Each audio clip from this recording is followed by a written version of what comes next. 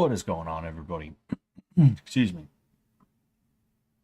Hope we're doing well today, as usual.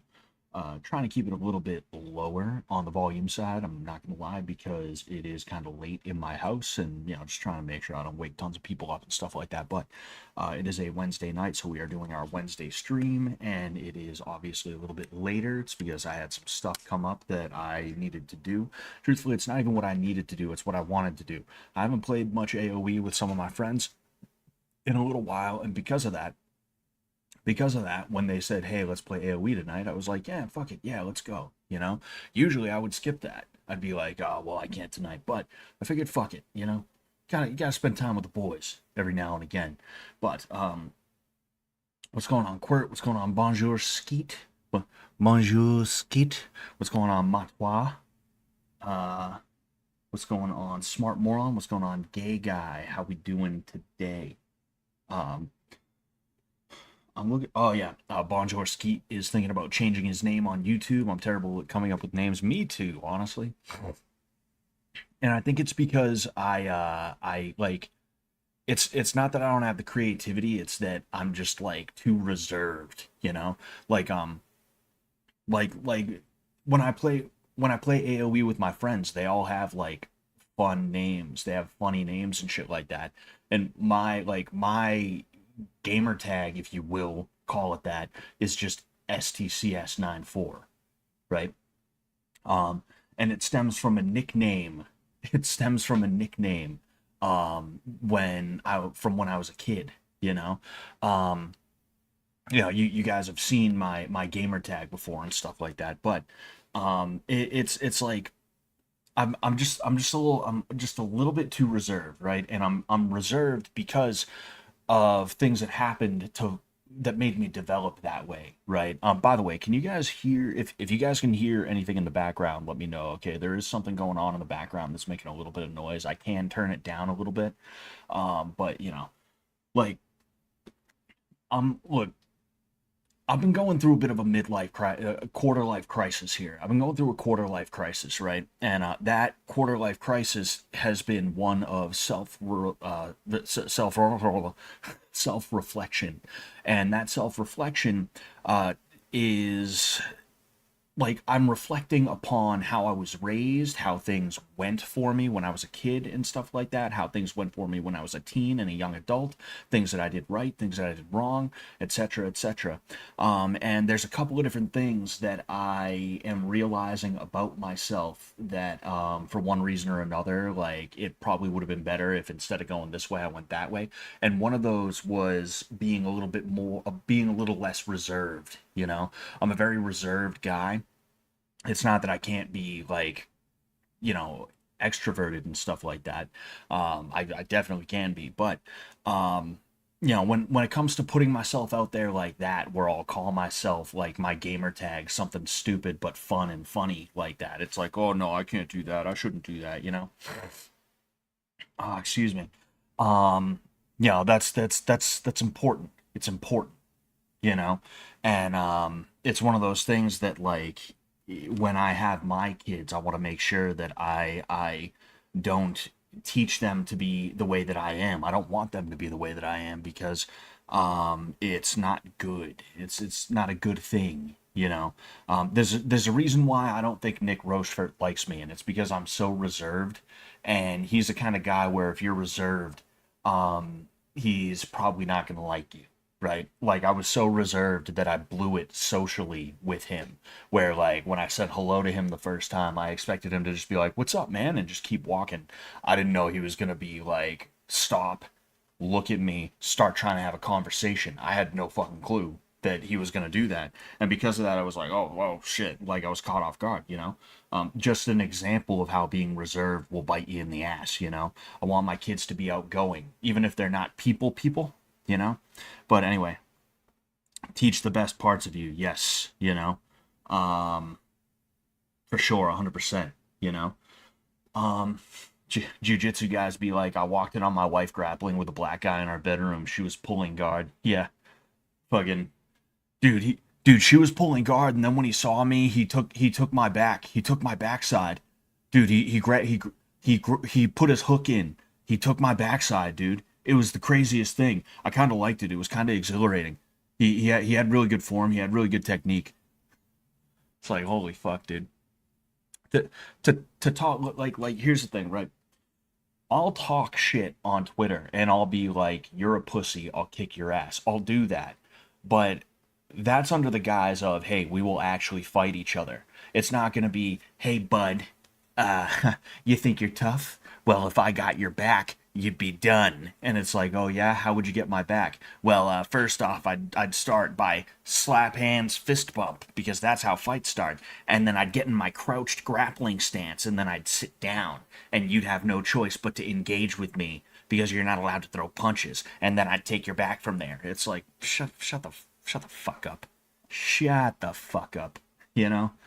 Fucking and it's funny. People, jujitsu guys are completely those kinds of jujitsu guys. Those kinds of jujitsu guys are completely and totally incapable of the thought that um they simply cannot grasp the idea that somebody who has done jujitsu for so long might not have great things to say about what direction the sport has gone in. So because of that, they just assume that I'm not a black belt. You know, I literally this is my blue belt. You know, I literally have one of my black belts right here, and there's some fucking dog hair on it. Great. Shows I literally threw this in the trash the other day in front of all the kids. I want to keep talking about what I was talking about a second ago because I think it's a really good thing to discuss.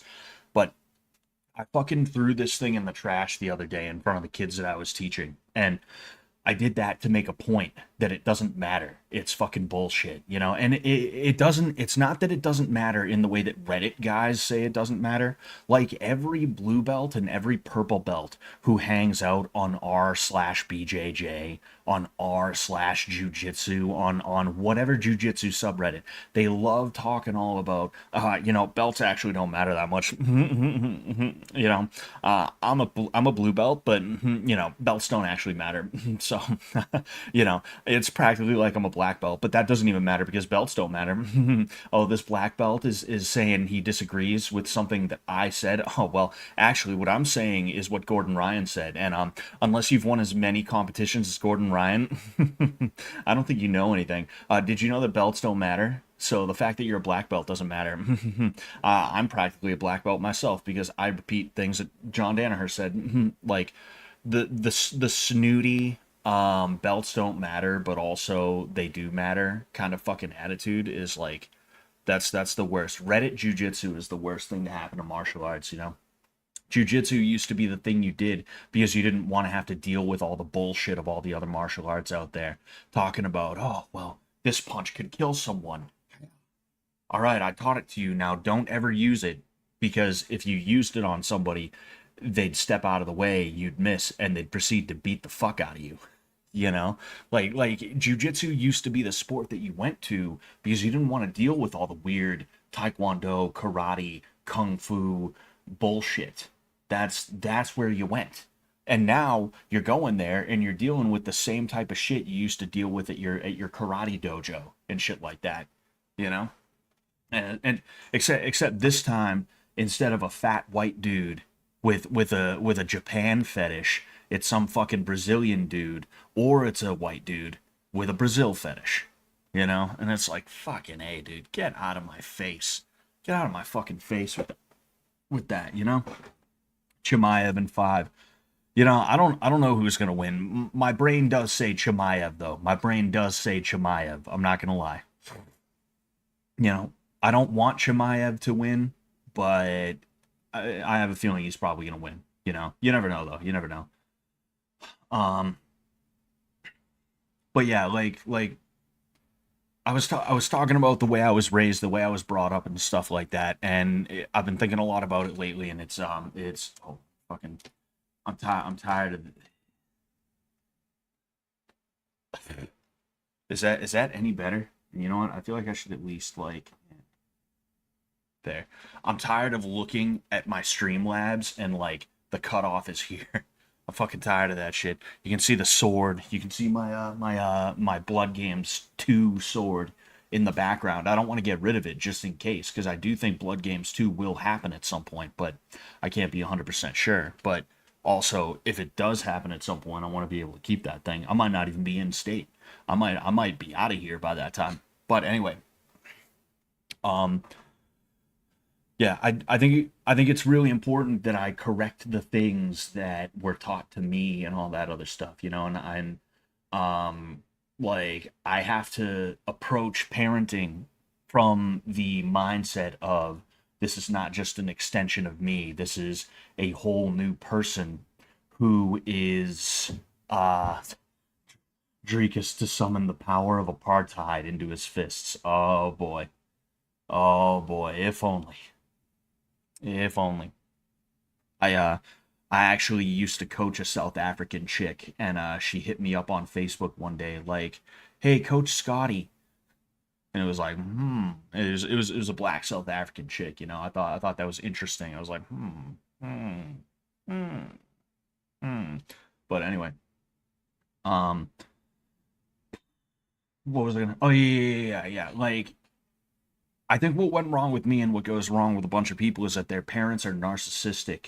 Even if they're not like completely and totally the worst you've ever seen, they have these issues with not treating their kids as though they're actual human beings. They treat their kids as though they're just an extension of themselves, and everything that they do, everything that the child is involved in, is a reflection of them, and that's a really gross way to do things, because you start pushing them to do things in a way that's not actually going to help them out or anything like that. A lot of the time people give advice that is not actually going to help them, it's going to help you. And a great example of this, right, this is something I realized about baseball, and how everybody in my life regarding baseball, other than people that I paid, not me personally, my parents, was full of shit. So if you want to be a pitcher in the MLB, right? It doesn't matter how good your control is. It doesn't matter how you can hit spots like no one else. If you cannot get into the mid 90s range, if you cannot throw at least 92 or 93 miles an hour, you will not get looked at. They will look at you, they'll be like, 87? What's he even doing here? What's the point? What, he thinks he's gonna make it? That's the type of thing that will that will literally happen. What major league scouts, what college scouts care about most above all, is whether or not you can hit that speed.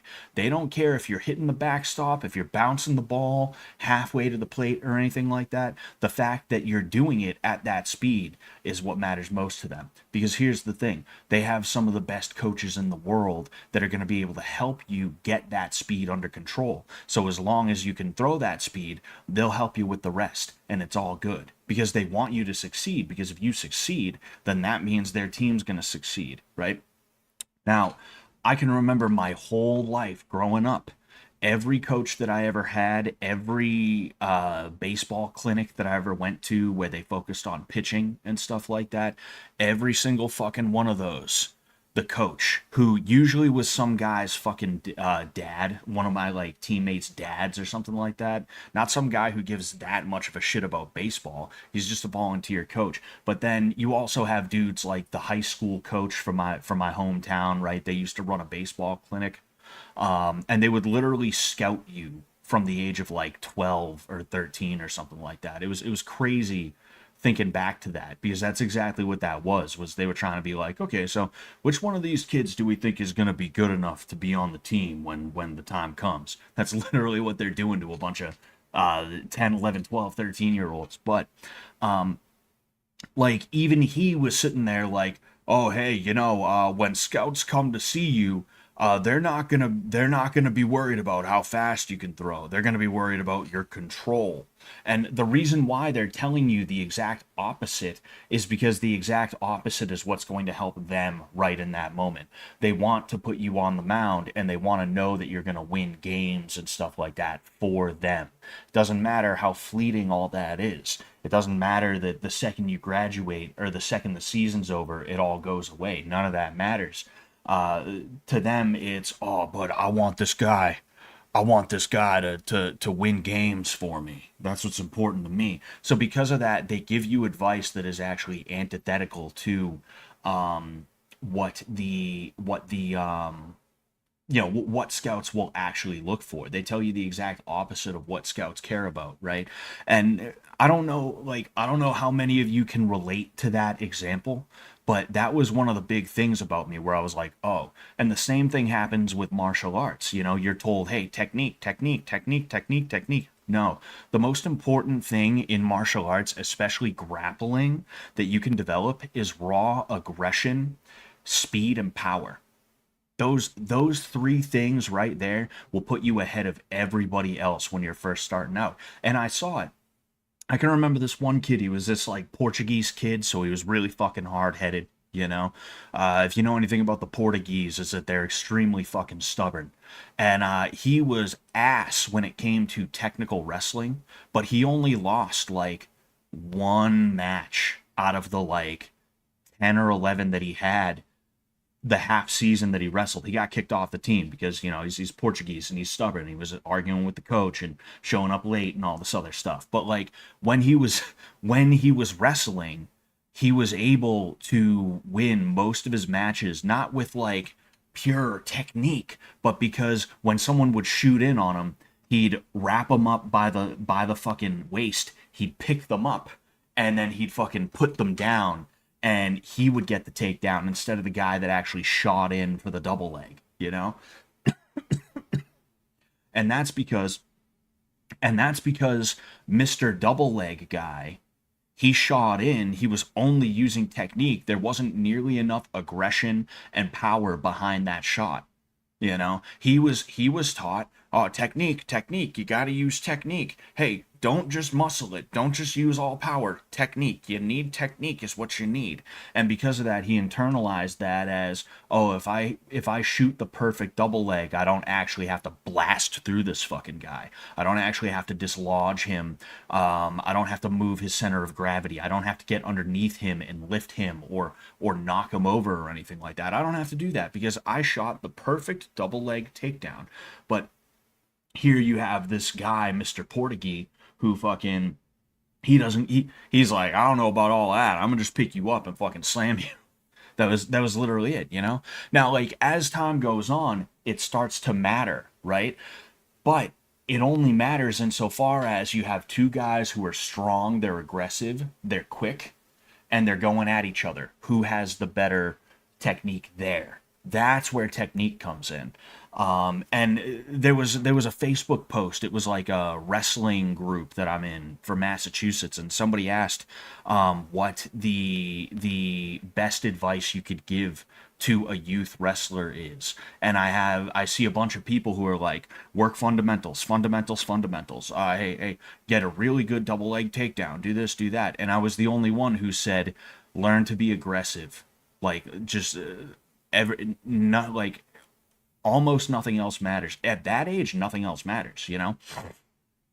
Like unless you have some phenom who is just like that good right out the gate. You just have a kid that was born in wrestling shoes. The baby came out and then the headgear and the singlet came out right after. Unless it's a situation like that, whoever the more aggressive, whoever the honestly meaner and more ruthless kid is going to win. That's just the way that it is. And it's just like seeing these boxing gyms, especially, right? Because this is a big boxing gym thing. MMA, you tend to see guys sparring a little bit earlier. But like to see boxing gyms where it's like the first month is just like how to throw the perfect jab cross and how to move and hitting pads and hitting the bag and getting used to the speed bag and all that other stuff before they start sparring. It's like if you took if you took one guy, right, you cloned him and you were able to replicate memories and everything else that would contribute to the personality of the original guy, and you gave me one of the dudes, whether it was the original or the clone, and you sent the other one to a boxing gym, and you said, okay, you guys are going to fight each other in a month, go train. My dude would beat the fuck out of Mr. Boxer 10 times out of 10, because in the very first class that you come to in my gym, you're going to be sparring. We're not going to be beating the fuck out of each other. We all got work tomorrow, you know, but you're going to be sparring. You're going to be learning to be aggressive. You're going to be learning to not just be aggressive, but be aggressive under fire. You're going to be learning how to hit somebody who doesn't want to be hit, you know? And meanwhile, it's like I said, what's going to happen at a boxing thing? You know, what's going to happen in a boxing gym? Fucking, they're going to be like, okay, stand in front of the mirror. This is how you throw a jab. I want you just practicing your jab for a little while, okay? If that guy can even get the attention in the first place, because a boxing gym is one of those places where it's like the first day you show up, nobody's going to give a fuck about you, and they're going to practically ignore you. You know, you'll have some places where it's like they might show you how to throw a jab, but then it's like, all right, just do that, and then they fuck off and they leave, you know. Should I get my son into gymnastics before wrestling? He's 9.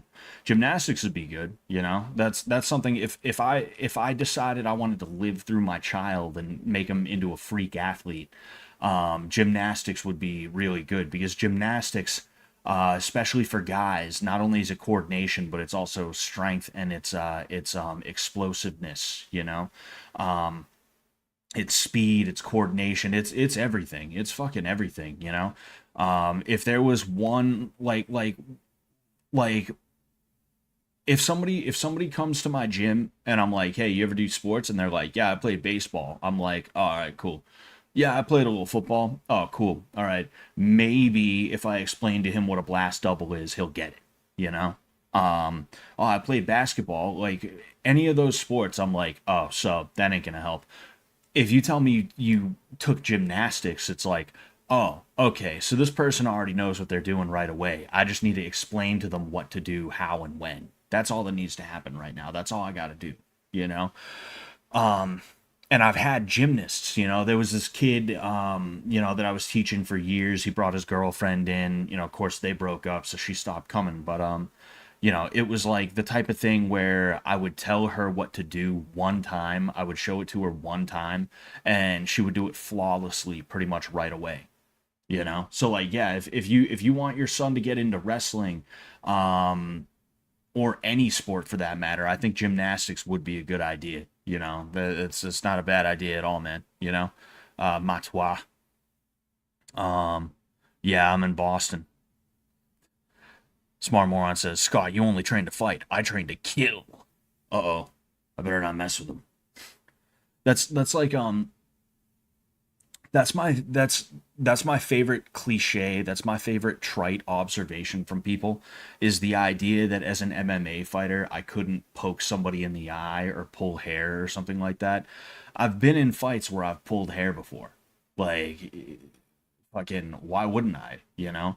And the thing is, I can do it better than somebody else can, right? Somebody who's trying to pull somebody down by the hair, they're just gonna be like, grab it and pull.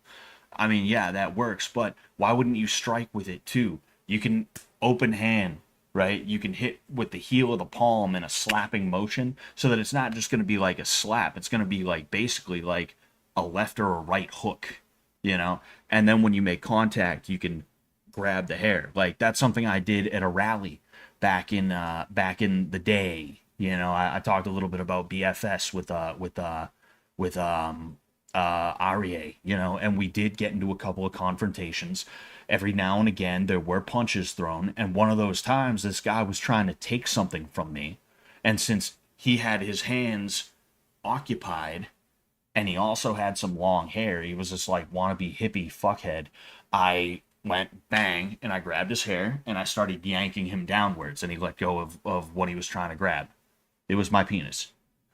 No, but what he was trying to take from me, it was a table. Like we were carrying some stuff to a place to set up for a rally, and they had showed up early to try and block us out. And I was walking with the table, and the dude wasn't getting out of the way, so I kind of went with the table, and I hit him. And then after that, he grabbed the table and he tried to take it from me. You know, um, not to sit here and tell war stories like that, but it's just an example of like, oh yeah, like you think that the only thing I can revert to is my MMA training. Like, no, of course not. In a street fight, you bet your ass I'm gonna pull your hair.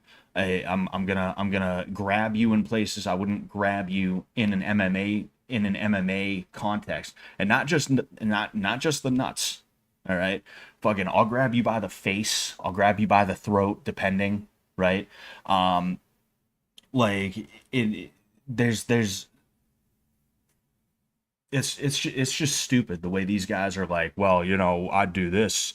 Well, MMA is for the ring. In real life, there's no referees.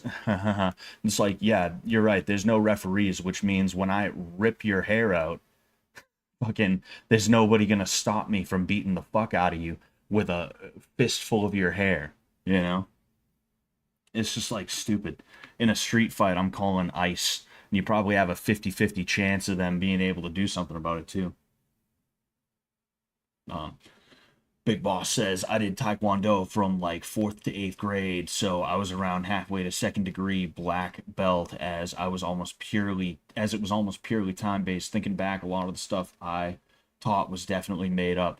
Well, I mean, here's the thing too. In defense of everything, all of fighting is made up.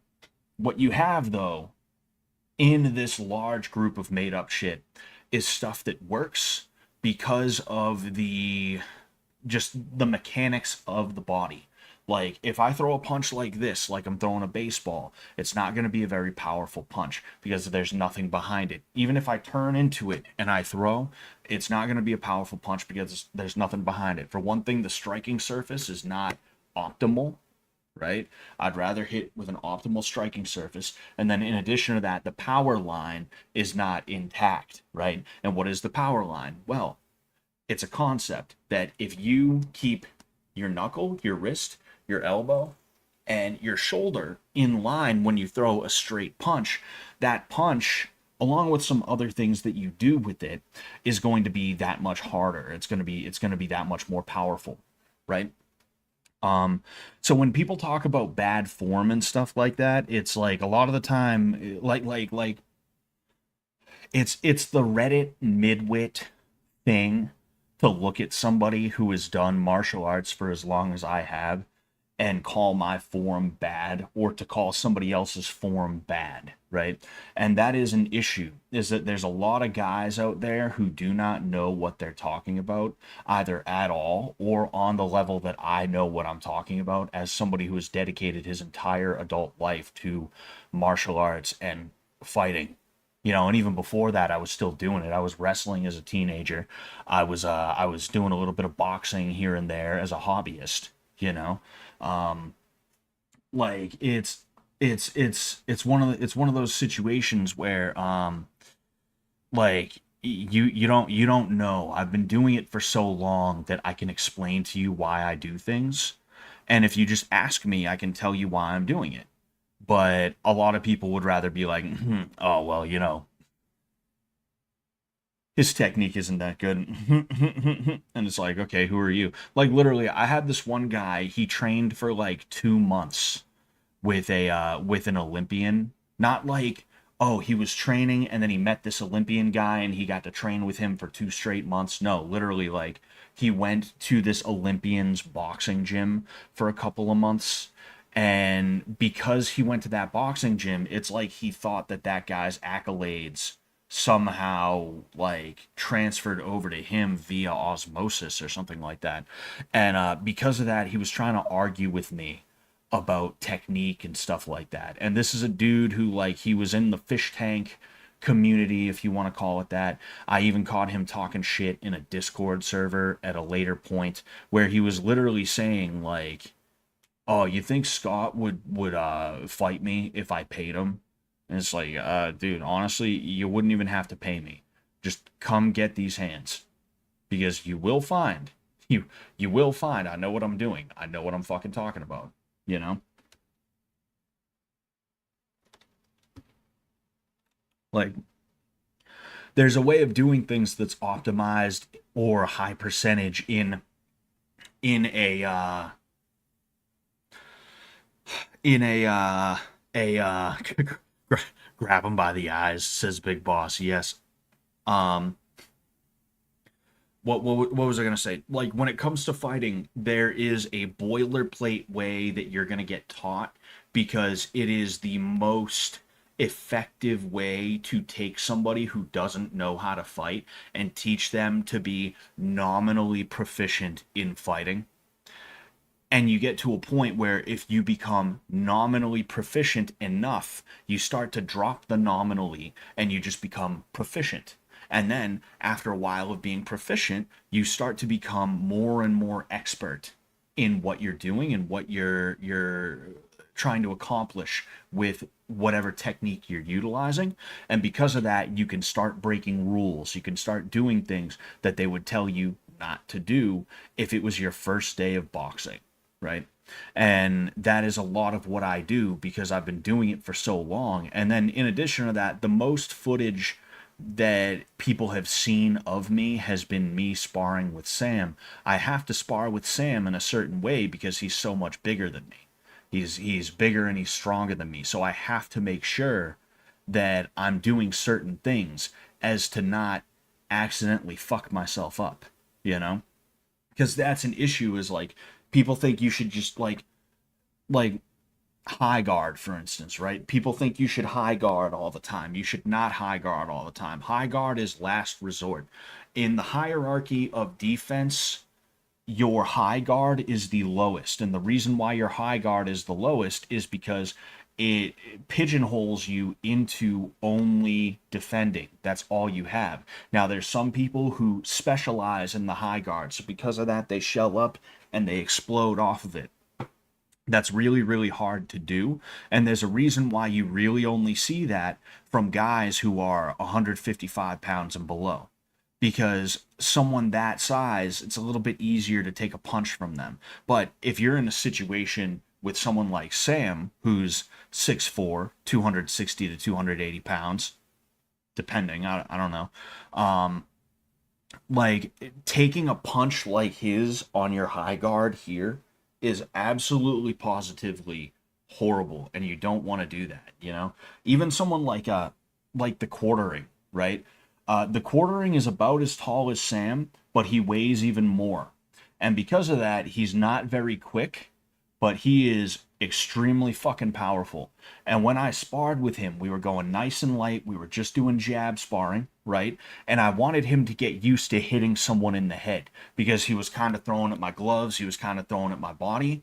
So there were a couple of times where I kind of let my guard down and I was like, come on, like throw at my head. Throw at my head, dude. Come on, throw at my head. And he'd throw a jab at my head and I'd lower my head and I'd catch it here. And there were a couple of times that when that happened, a couple of times that when he nailed me like that, even though we weren't going that hard, the horizon, it kind of did that. He kind of rattled me a couple of times, if I'm just being honest with you, even though I caught it exactly where you would want to catch it and he wasn't throwing that hard. That's just how powerful the dude is. So no, if he's trying as hard as he can to hit me, I'm not just gonna shell up and take it on my high guard because chances are it's gonna hurt no matter fucking what. And that's why you don't see a bunch of high guard from dudes in modern boxing unless it's like a 145-pound dude or something like that, you know? It's like Rod Tang, right? Rod Tang's known for having an iron chin and all that other stuff. And don't get me wrong, it's not fun to take punches from anybody, but also Rod Tang is 125 pounds and he's fighting other 125-pound guys. So yeah, that explains why he's got such an iron chin. If we're being honest here, that's exactly why he's able to take those punches. Is he tough? Yeah, yeah, he is. But let's see him take the kind of damage he takes from someone who's even just 155 pounds. You know, it's not going to work. We have such interesting creatures in this community. Yeah, yeah, we do. Like Scott got KO'd by Boogie 2988 in sparring, dude. He fucked me up, bro. He fucked me up. Um, I used to like when I first became known in the fish tank community. When I first became known in the fish tank community, right? I saw a lot of the hate, and I was new to the idea of more than like a couple dozen people knowing who I am at any given time. So to see a lot of the hate I got from a lot of the people in the fandom, specifically on like Reddit, and then like I didn't know Kiwi Farms had a fish tank thread. That was a little strange to me. I didn't realize, but I guess it makes sense. I guess it makes sense. But like I'm not gonna lie, it felt a little bad. I was like, oh, why do these people fucking hate me? Like, you don't gotta like MMA, but what's their problem? Like, fuck, man, jeez, what the fuck? And then I start seeing some of the people who are in the fandom, people who are on Stream Stars, you know, people who I know they're talking shit about me. They're like, Scott's nontent, Scott's fucking nontent. And their idea of content is like, I'm just gonna sit here and maybe I'll like induce vomiting or something like that. Like, that's their idea of content is like, aha, oh, somebody paid me to punch a hole in my wall, tee hee. To see how many people are like weird dysgenic fuckheads who like they are not anything close to like what like they're just weird dysgenic freaks that are like, oh dude, uh fucking Scott sucks. And then their big break, their big chance to like impress Jet Neptune so they end up on the show is like, I'm gonna piss in a jug. Hey, send me $5. I'll piss in the jug some more. I'll pour it on the ground after I piss in it. It's like, oh. And then seeing like some of the screenshots from Brandon's documentary. I still haven't watched Brandon's documentary. I got to catch up on a lot of shit. Um, and seeing the amount of dudes that are just like they look like they belong at a Suicide Boys concert. It's like, oh, all right, I see what it is. I fucking see what it is. I understand. I get it now, guys. I get it. I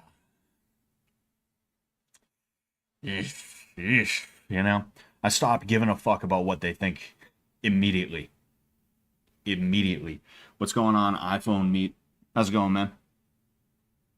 Uh, Half the community are legitimately hateful people because of how bad their lives are. You said it. You said it, sir. Um, I agree with the smaller guys chin thing. You don't really see the smaller guys suffering from CTE. Yeah, like in the case of the Thais, a lot of people don't realize the Thais fight a certain way. Um, the Thai fight a certain way, right? Like this is something that I try to explain and I always fuck it up because there's a bunch of different facets to it. But the way the Thais fight is in round one, they treat it like it's a friendly sparring match. And there's a couple of reasons for this, right? The big reason is because betting doesn't start until round two. Muay Thai and betting are like peanut butter and jelly. They go together in the nation, right? And their betting culture is not only prolific to the point where they'll bet on fucking anything, but in Muay Thai, it's so huge that they'll literally do shit that like ethically you could not get away with here. Like one of the things that you can do is you can bet on your own fighter. And they will do that. If you watch the interview with John Wayne Parr on Lawrence Kenshin's Striking Breakdowns channel, John Wayne Parr is an Australian. Nakmoy, and he's legendary, legend of the game. And he talks about living in Thailand for years and years before people were doing that in the way they are now. And he talks about like he would get first round knockouts, like early second round knockouts. He would get, and his team would be pissed at him about it. They'd be like, "We didn't get a chance to fucking bet on you, dude. You knocked him out too quick." They would genuinely be like, "What the fuck is your problem, dude?" They would literally be like that because the betting is almost more important than the sport, right? So round one starts off nice and easy, haha, friendly, tee hee hee. Round two, they pick it up a little bit. Round three, it's basically a fight at that point. After round three, what happens is the fighters, they go back to their corners. The cornermen, they turn around and they give each other a sign. That sign could either be, "Hey, your guy won. Your guy is winning. Your guy's going to win. Please don't hurt our guy." And if that sign is accepted by the other side, then they're going to take it nice and easy. The point being that the guy who is losing is not going to try to win. They're just going to put on a nice little show. It's going to go back to round one or round two, um pace. That's the pace that's going to be kept, is round one or round two, right?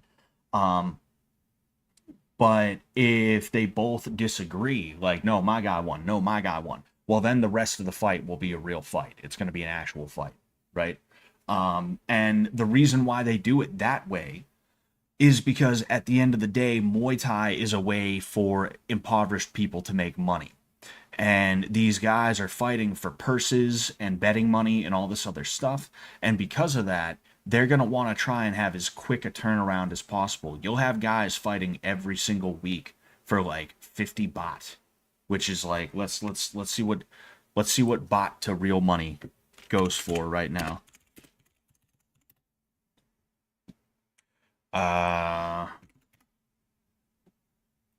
yes, $1.55. If you fight for 50 baht in Thailand, that is $1.55 in real currency. In actual money. In actual money. No, but jokes aside, like that is man, I gotta keep on trying to fix my neck, especially because I'm going back to work. But like that is like these guys need to fight and fight and fight and fight and fight. So essentially they gamify it in a way where it's not even actually really a fight like that anymore. It can be. It can definitely turn into one, that's for sure. But it's not a fight in the way that we do in America, you know, or the rest of the world. Like I think that's also part of the reason. I do think that with someone like what's his face, the guy, Rod Tang, maybe he'll get CTE, maybe he won't, but I do think it does probably have something to do with the less strong punches. That's not to say that weaker punches won't cause CTE, but I have a feeling if you took 100 punches, one of them from a 125 pounder, excuse me, one of them from a 240 pounder, uh, assuming you weren't dead afterwards, the 240 pounder is probably more damaging to you overall, including long term. I would assume. I would assume. Um, but hey, that is what it is. But the other piece of it too is the way that they fight. Um, I started watching King of the Hill and it's all right. A lot of recanned boomer humor and stolen jokes. I also started Fallout 1. It's a great game, but very tedious and sometimes broken. I never played 90s RPGs really. I don't know how much you I don't know how much you what's it called? Oh yeah, I don't know how much you played of Fallout 1, but like it gets better and better and better in my opinion. Like you get to a point where you're just blasting through motherfuckers depending on how you like here's the thing, right? With Fallout 1 and Fallout 2, even if you set combat to the easiest difficulty, it's still very possible for you to like for you to like fuck up. So like how you make your character, how you level your character actually matters a lot. You know, it's not like Fallout 3 or New Vegas. It's not like it's not like Oblivion or Skyrim or anything like that, where you can do whatever the fuck you want and still succeed, you know? Um, and I learned the hard way with Fallout 2. I still have not officially beaten Fallout 2 because my playthrough of Fallout 2, maybe I'll have to do another one this year, but my playthrough of Fallout 2 got up to fighting Frank Horrigan, and I'm simply not leveled the right way to beat Frank Horrigan. It just is not going to happen. I'm literally stuck, and there's nothing I can do about it. It just is what it is. You know, whoops, whoopsies, oops. So it's like, oh man, fuck. You know, you actually got to think about it, and you got to do it the right way the first time.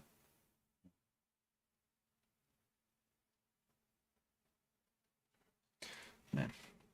Um, would the Tie Fighters bet on themselves? Yeah, pretty much. You know, for the most part, their coaches would bet on them and stuff like that. Um, but yeah, King of the Hill was all right. I agree. You know, it wasn't the best thing I've ever seen, but it wasn't as bad as I expected it to be. Like there's something weird.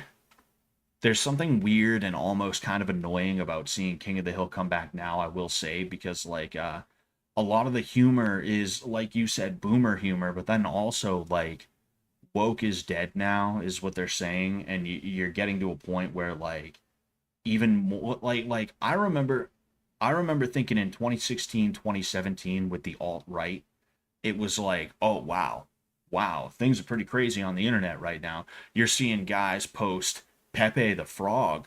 Whoa, whoa, whoa, that's crazy. Whoa, Pepe, whoa, right? You're seeing dudes like that, and it's like that kind of pales in comparison to today. Honestly, the fact that you can go on TikTok and there's something called black fatigue that you can find on TikTok. You're seeing everybody, literally everybody, except the Jews, that is questioning Israel and the Jews themselves, right? You're seeing all that type of crazy shit. So for King of the Hill to come back like a year or two too late, and they're sitting here like, oh, what's a trans person? We didn't have that back in Saudi Arabia. Oh, what you mean to tell me, Bobby, is that's a man in a woman's body. Now that do- now that that boy ain't right. That man ain't right. That whatever that is, it ain't right. Like to be making those kinds of jokes, it's like, ah, you're a little late. You're a little late. Would have been nice to see that like 3 to 5 years ago. You know, of course, it wouldn't have been made 3 to 5 years ago. That is kind of the thing. I guess you could say. Um, I think if the I think it's coming around because the Overton window is shifting so hard, so far, so quick. You know, that's actually something that I'm going to be talking about in that activist series, because one of the things I want to delve into is some of the things that I learned from activism when it comes to changing the world around you and stuff like that. You know, because like seeing you know being maybe not front and center, but being around to see what happened with like Unite the Right. You know, I can remember watching the streams the night before, thinking, "Oh man, dude, Antifa's in for it tomorrow," and then and James Fields plows through that fucking that crowd. Which, by the way, he did that because he was in fear for his life. Somebody chased him down with a gun, and then when he turned a corner, somebody hit his car with something. I forget exactly what it was. It might have been like a bag, it might have been a hammer or something like that, but it's I won't even say it's possible. It's pretty much a definite that he thought, "Oh shit, that guy who was chasing me with the gun just fucking shot my car. I can't hang around. This crowd shouldn't even be here in the first place. I need to get the fuck out of here." You know, I think it's been long enough.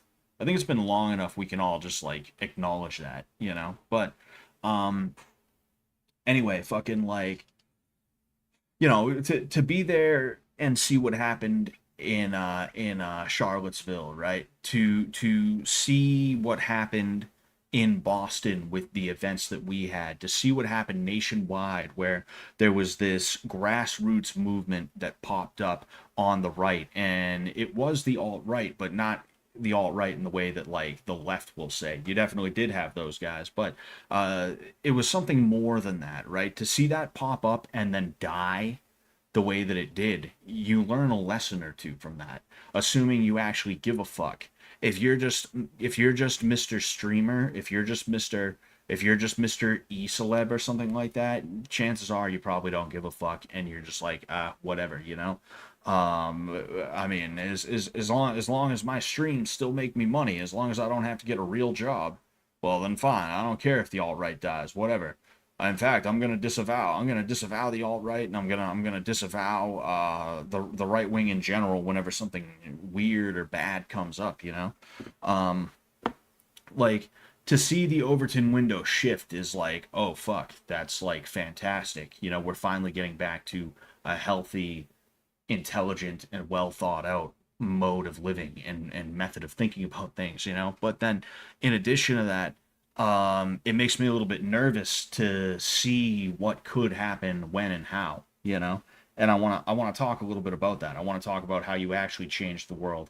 I want to talk about how the Overton window works and how, just like this is a backlash to the last 10 years or so of commie bullshit being shoved down our throats, there's going to be a backlash to this 5 to 10 years down the road. You know, it's going to be a really, really nice 5 years of people saying the word retard and calling things gay again. It's going to be a really nice 5 years of that.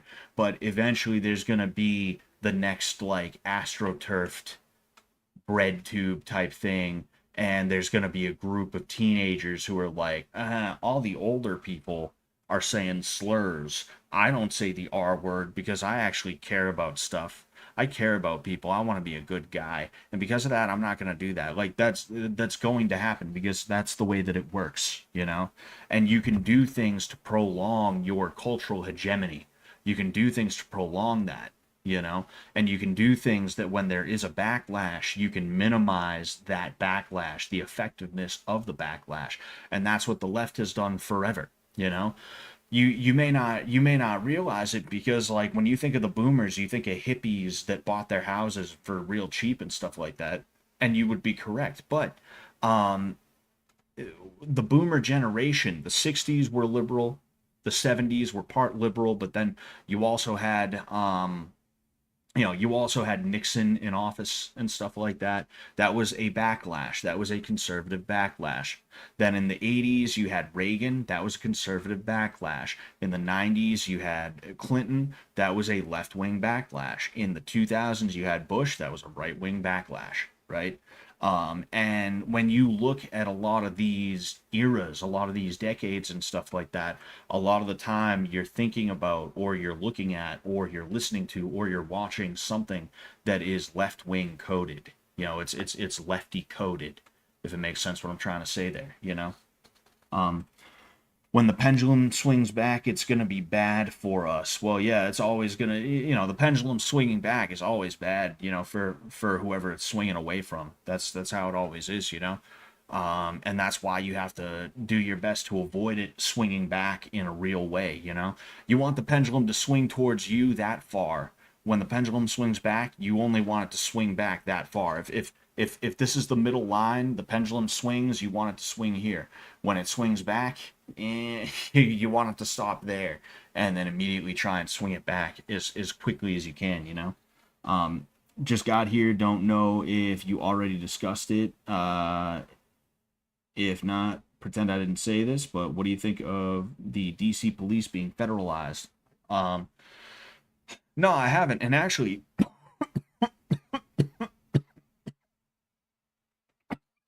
fuck, man. Hmm, damn. I don't know what the fuck that was. Um, that's a good question, Adderall guy, because I was gonna do a video on that, but I didn't get around to it today. it's tough, right? And the reason why it's tough is because when something bad is happening to your enemy, it's hard not to cheer. It's hard not to clap, you know? It's hard not to be like, yeah, yeah, get them, yeah. But whatever you do sets a precedent that your enemy can utilize against you later on down the line. Not that the left would ever really federalize a police force like that. I don't think they would unless certain things were happening, you know? Um, but we're getting into a complicated topic here that there's a lot of what ifs and maybes and that and coulds and shoulds and stuff like that. But um, I'm skeptical of any kind of state power at all. And even though I'm not gonna cry, like that's one thing. I saw the NRA. Let me see if I can find the NRA thing. I'll show it to you guys. Um, NRA. Was it this? Was it? Was it? Was it this? Huh. Actually, it might not have even been that. I'm gonna fucking hey, dude.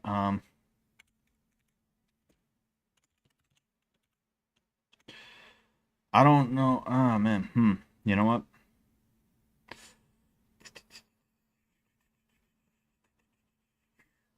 Yeah, I might. I'm hoping I didn't fall for something that didn't actually happen. Well, not didn't actually happen, but what I mean is I'm hoping it wasn't like a. Hold on. I let's see if I can find it. Let's see if I can find it. Um.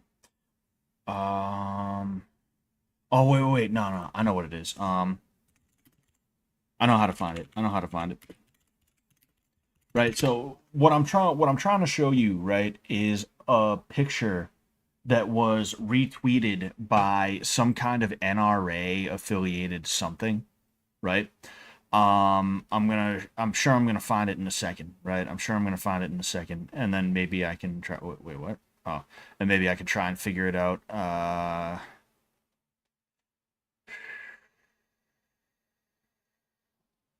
Damn. Of course, they tweet every 5 minutes. If I can't find it in a second, it's not gonna matter. I can just explain it to you guys. It's not that big of a deal. But I just wanted to give you an example of why I can't stand neocons and shit like that. Yeah, I don't know that I'm finding it. I don't know that I'm finding it. The yeah, I'll try one more time. I'll try one more time.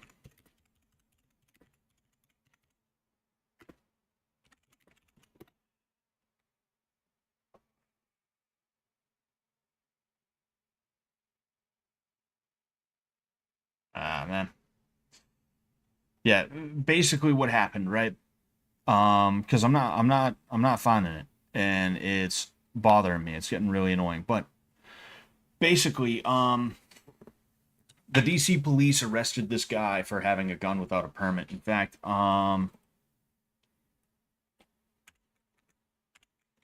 sorry, I just want to having the visual is huh.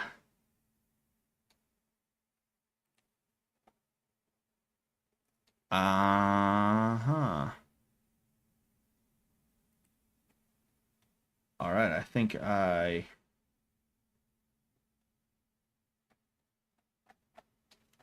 right, whatever.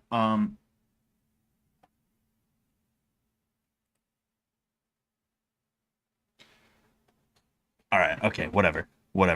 So this is a good example of it.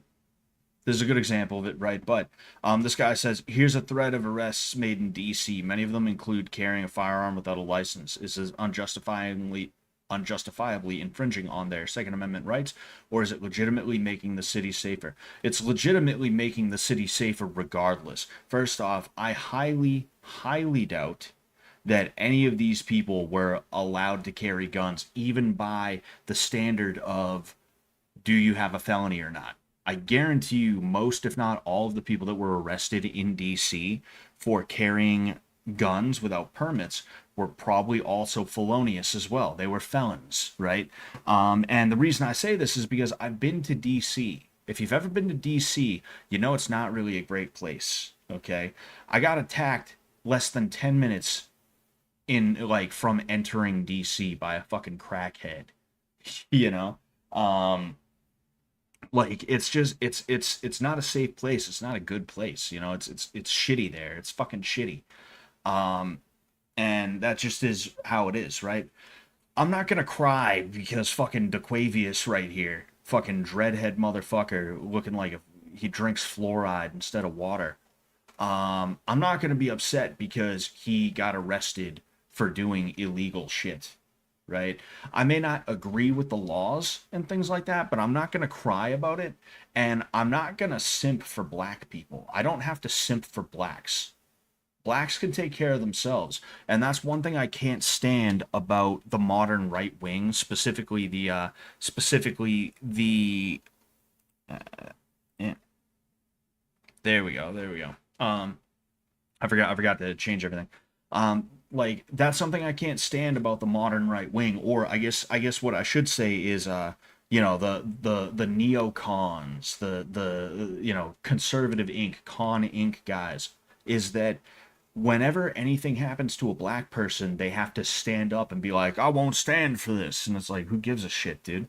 Fucking, you are literally only saying it because this guy is black. You would not say the same thing if it was a white dude. At the very least, you would not say it in the way you're saying it now, right? And this isn't even the worst example of it that I've seen, right? This guy's just posing a question, but even then, the question is a leading question, right? He wants you to come to a conclusion, and he's asking the question that way so that you come to that conclusion. But regardless, whatever, who cares, right? Um, Now, when it comes down to it, I'm not going to cry over this, but it also does make me a little bit uneasy for the fact that it could potentially happen to me or you or anybody else later on down the road if we are deemed politically inconvenient by somebody else. I don't think Trump is going to do that, right? You can say a lot of things about Trump and a lot of things that would be unflattering about him. You could say a lot of things that are justifiable, even, that would take away from the character of Trump and things like that, right? But I don't see him as somebody who's going to pull an Abe Lincoln and start arresting journalists and things like that just because they disagree, or they're like Southern sympathizers, the modern day version of them, I guess you could say. That's not Trump. But later on down the line, we could get another Lincoln. We could 1,000,000% get another Lincoln who would do that kind of thing. It would not surprise me one bit. I don't have to care about the black community. The black community can care about itself just fine without my honky ass getting in their business. I think I'll care about my community and any communities that are adjacent to me, like the Brazilian community. Yeah, I care about the Brazilian community because my wife is Brazilian. I would like to see Brazilians do all right if they happen to be here. It doesn't mean all of them should fucking come over, and it doesn't mean they should come over illegally. But also, like, I've had good dealings with Brazilians, so I don't sit here like fucking send them all back, dude. Overall, though, like when it comes to other groups of people who I don't know and I don't care about, and they don't need my help, and I don't want to give them my help, and I don't want or need anything from them, it's like I'm not gonna jump up and simp, you know. Um, I'm not gonna fucking sit here like this is the example I always utilize, right? This is the example I always utilize.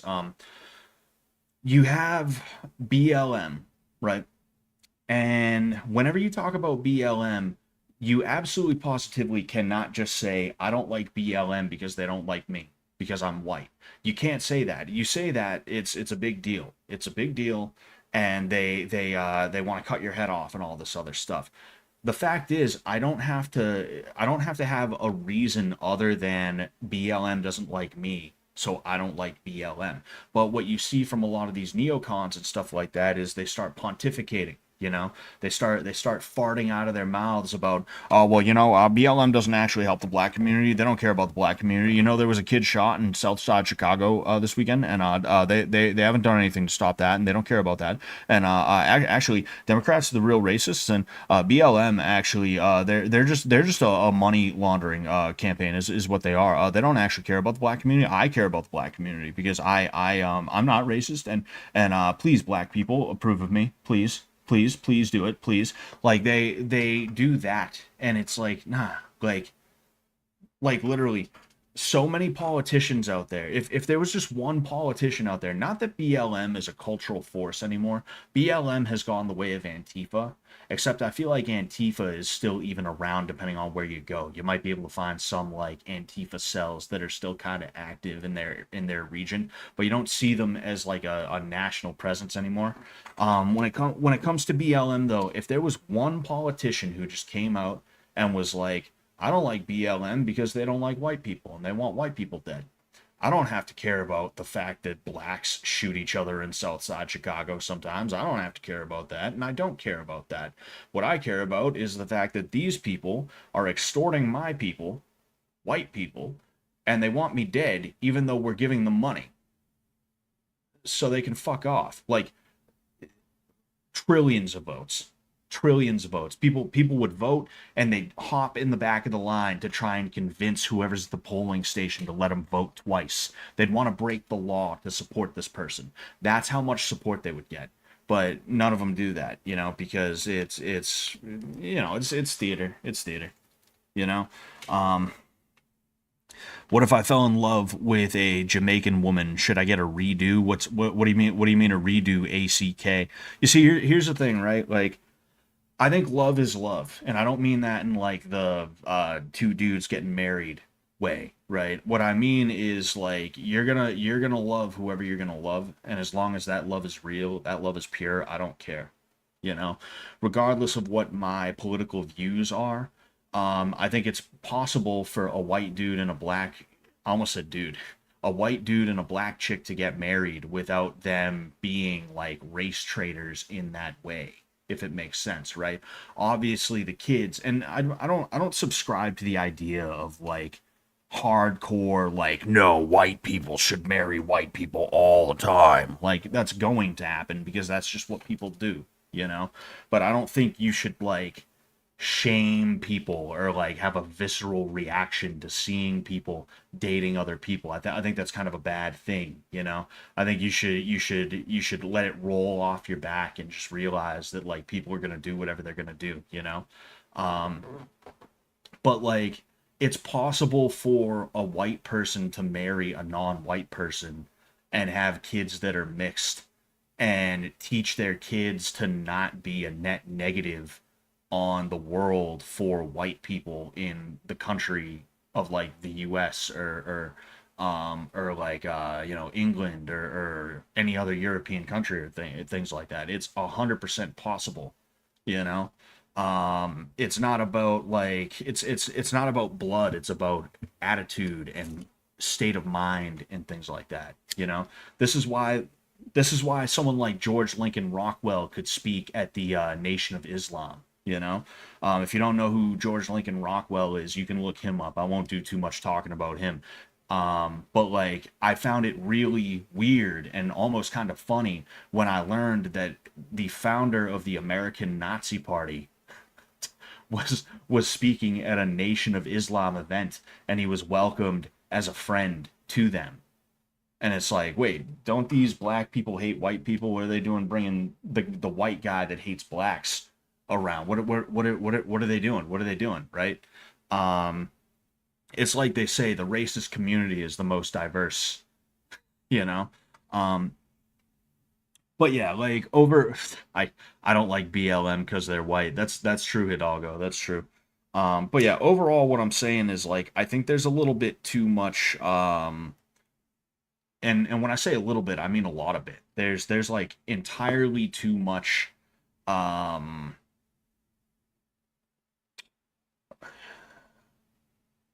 what's the word I'm looking for?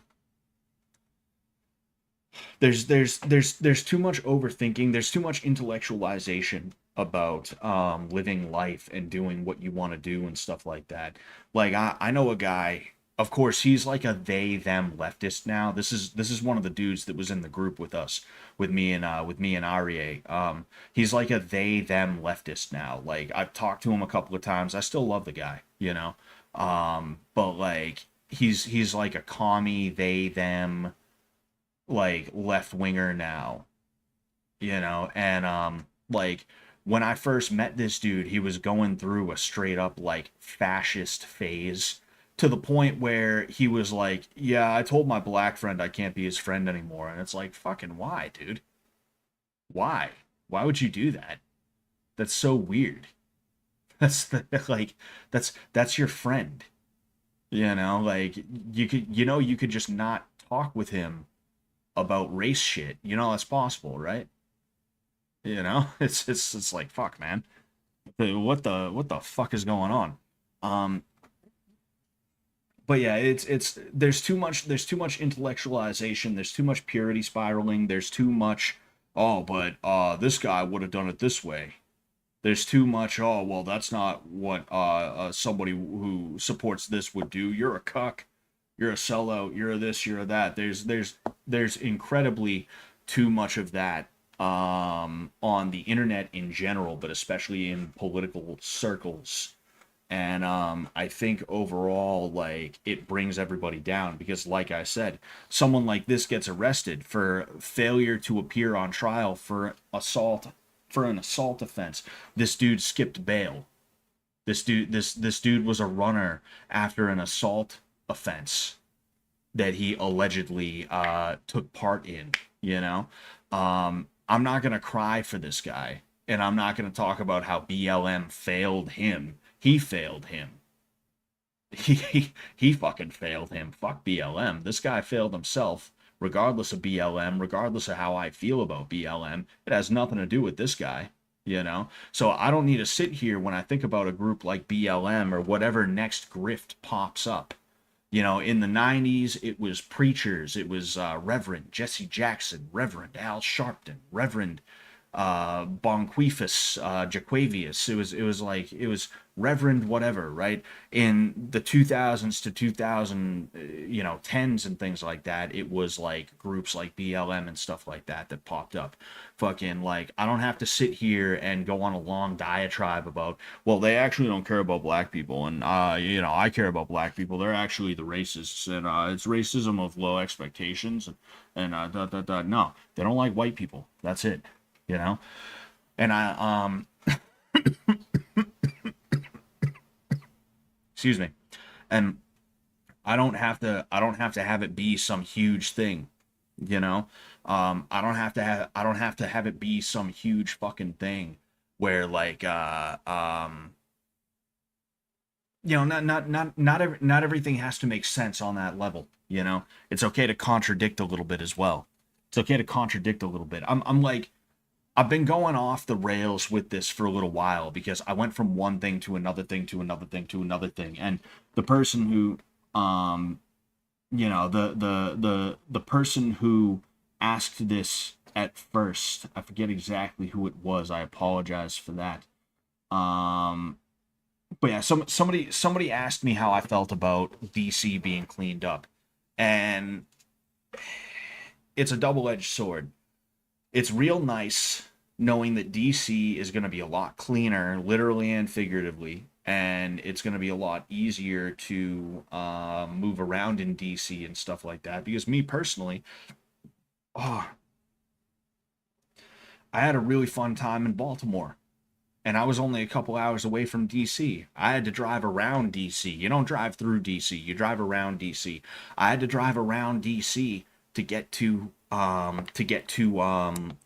Fredericksburg, you know? Like I like that part of the country. I've been there a couple of times now.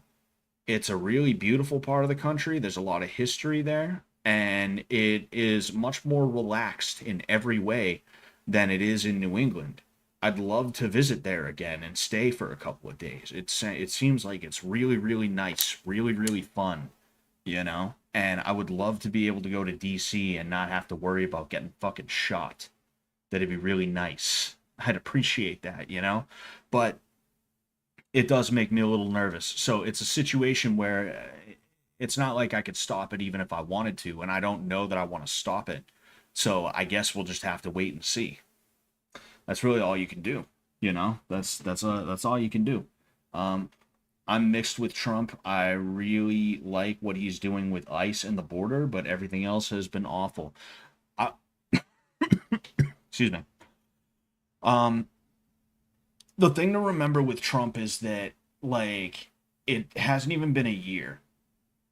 It hasn't even been a year into his presidency yet. Um, and I think we got to give it a year or two before we really start to decide whether or not he's doing a good job. The Epstein shit is incredibly disappointing, but I cannot say I'm surprised. Let's be honest here. But then also,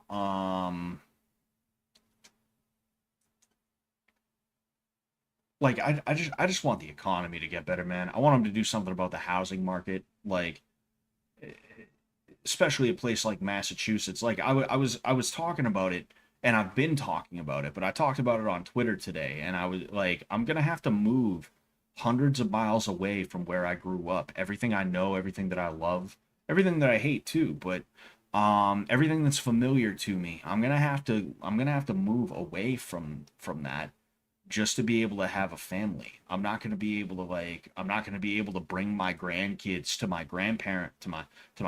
I'm not going to be able to bring my grandkids to my parents' house on a whim just cuz they called me up like, "Hey, we kind of miss the kids. Could we maybe,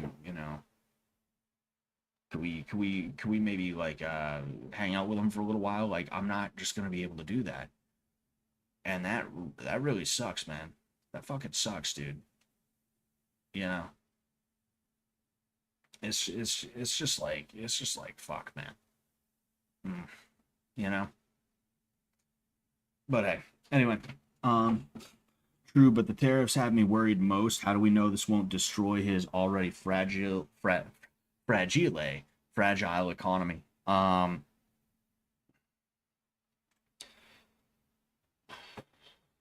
don't know. I guess we don't. I'm not an expert on the tariffs is the issue. That's so I don't even know that I could really say anything on that level. I don't know like how exactly it's gonna work. Um, like I do know it pisses my wife off, so that's probably good. Literally, like we put tariffs on Brazil, so because of that, we can't get picanha direct from Brazil anymore. Which quite literally was like making her mad. She like we were in the car the other day driving home from somewhere, and she was telling me about it. And I was like, well, here's the thing, like we've been doing a lot of shit for the entire world for a long time, and we haven't gotten our fair share in return. So like the reason why this is being done is because Brazil is probably taking a lot more than they're giving. And this is our way of saying, hey, you better start paying your fair share. You better start one, taking off tariffs from our imports to your country. But then in addition to that, you also better fucking pay into this or stop dealing with these guys or just buy more of this from us or whatever. Like that's the general idea behind the tariffs, but when it comes to the acute, when it comes to the micro, I'm not 100% sure. I don't really know like that, you know. Um there's a common denominator there for sure, says Hidalgo. I don't know exactly what you mean by that, although I have an idea. Play AoE, Scott. That's the only answer. I'll probably play a game in a minute. I'm just looking around at some of the stuff that I may have missed, you know. Um what about sprinting for kids, track and field and shit, says Matois. He's probably not even here anymore. I mean, I guess that's a way to get them to use their entire body as explosively as they can and just leave it all out there. But also, like, I feel like there's probably better things to do than sprinting, you know? Um, there's definitely better things to do than sprinting, I feel like, for a kid. Um, but yeah, like those are things that frustrate me though. What's going on by the way, Cherry Blossoms? cherry blossom, cherry blossom. Yeah, that's one of the things that annoys me is how much everybody has to overthink things when in reality, like life is not perfect. Life is not an ideology. Life is not ideological. It's messy. You're gonna get wet. You're gonna get burned. You're gonna get cut up. You're gonna get scraped. You're gonna break things. Um, Sometimes literally, sometimes figuratively, or anything like that.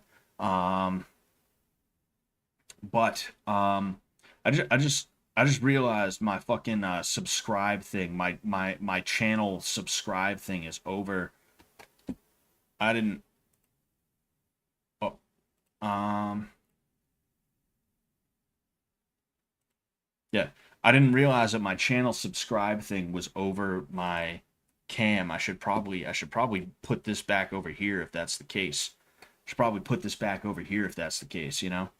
I was referring to what the American Nazi Party and Nation of Islam might have in common. Ah, I see, I see, I see, I see, I see. Hmm.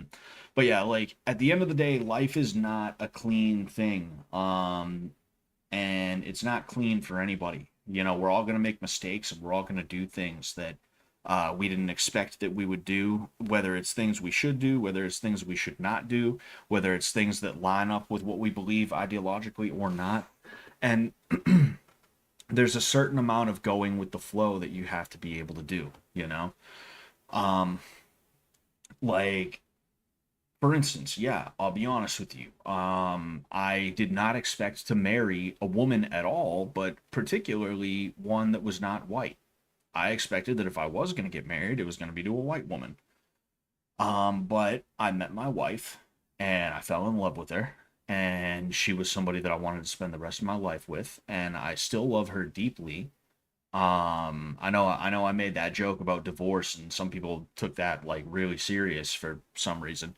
But like just because my wife is not white, it doesn't mean that I was gonna back before she was my wife be like, oh, I love you and you're someone that I want to marry and I think you'd be a good wife for me and you're a good companion and all this other stuff, you're responsible, you don't fuck around a ton, blah blah blah.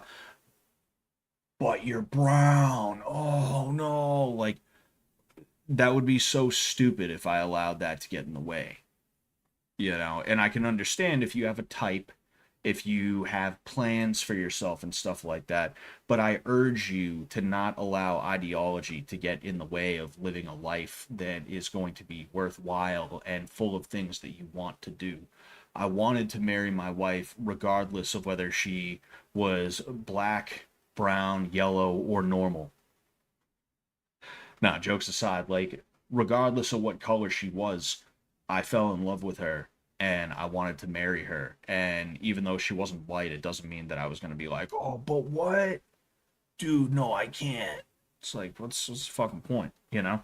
Literally, like there was this one dude. He got the wrong because eventually we branched out. And we had dudes nationwide. We weren't like a national level org in that way. It's more we just had some dudes that were friendly to us in other regions of the world. And one of these dudes that was friendly to us, I remember he pops into the chat one day, right? We had a chat with him because he was kind of like the de facto leader, if you will, of the little group that was down south.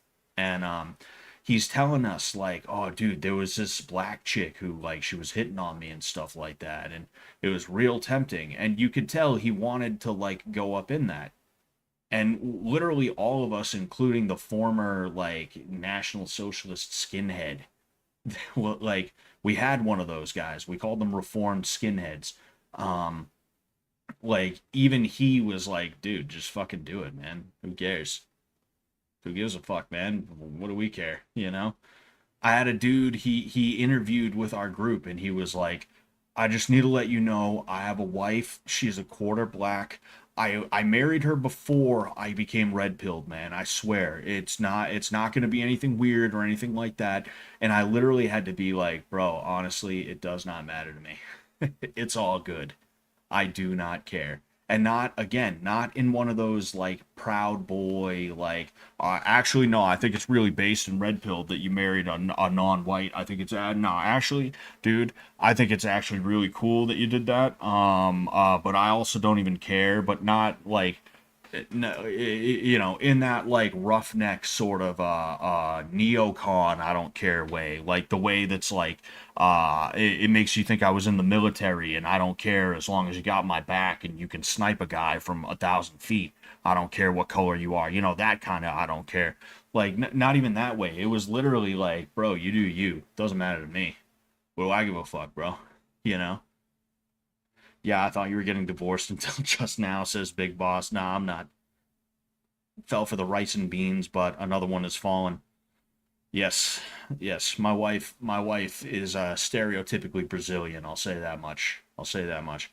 Um, to be fair, we all think we would only stick to our race until we see that QT Latina. Exactly, exactly. Um, yeah, like it just bothers me, right? And this is part of the reason why I got out of politics in the first place is because there's always some dude who just learned about National Socialism 3 weeks ago who's walking around trying to tell you how it's done. You know, oh look, I got holes. I got holes here. I didn't even realize. There's always some guy who learned about National Socialism like a month ago who's walking around trying to tell you, dude, don't you know miscegenation is bad? Dude, but like if you have a baby with that non-white, your baby's chances of sickle cell anemia increase. It's like weird shit like that. You know, there's always one of those guys who he's new to the scene, he's new to politics, he only just took his first red pill recently, and he's coming in trying to act like he knows more than you and like he's gonna boss you around and shit like that, you know? There was so many guys who were like that, so many dudes who like they saw what my group did and they were like, nah, that's stupid. And then like a year later they were copying us because they realized we were smart, you know. But of course they wouldn't give us the credit. You know, it's not like they'd give us credit or anything like that. If you asked them, they'd be like, yeah, we started doing this, you know. But that's just it's just not the case. It's just not the case. Worker man's armpit. Yes, sir. Yes, sir. Read 'em and weep. Read 'em and weep, boys. Go ahead. Oh, dude, I got another one right here too. This is an old shirt. This is like a pretty old shirt, you know. Um, I dated a girl for 2 weeks before I found out she wasn't black. She looked like Meghan Markle. Was less attracted to her knowing she was half Malaysian. Oh man, yeah, man. You know, purity spiraling is what I'll say. There's always a form of purity spiraling going on, whether it's like some far right, like you know, Natsock guy, um, or if it's some neocon, like, no, no, actually, my beliefs are totally kosher. I just don't think we should fund the kids' sex changes. Other than that, I think it's totally fine that they happen. We shouldn't be funding them. Is what it should be. You know, there's always some kind of purity spiraling, and I can't stand it. You know. Um.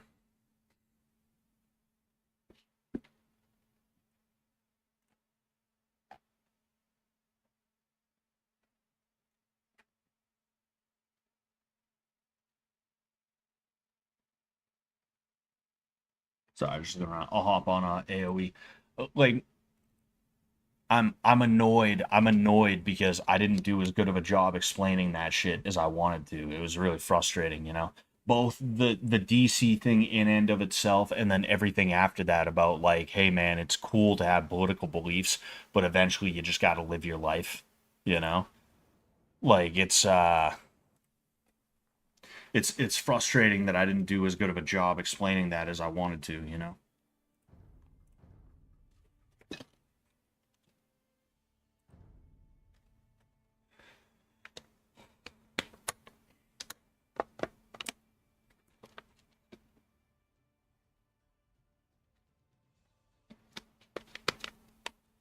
Ah,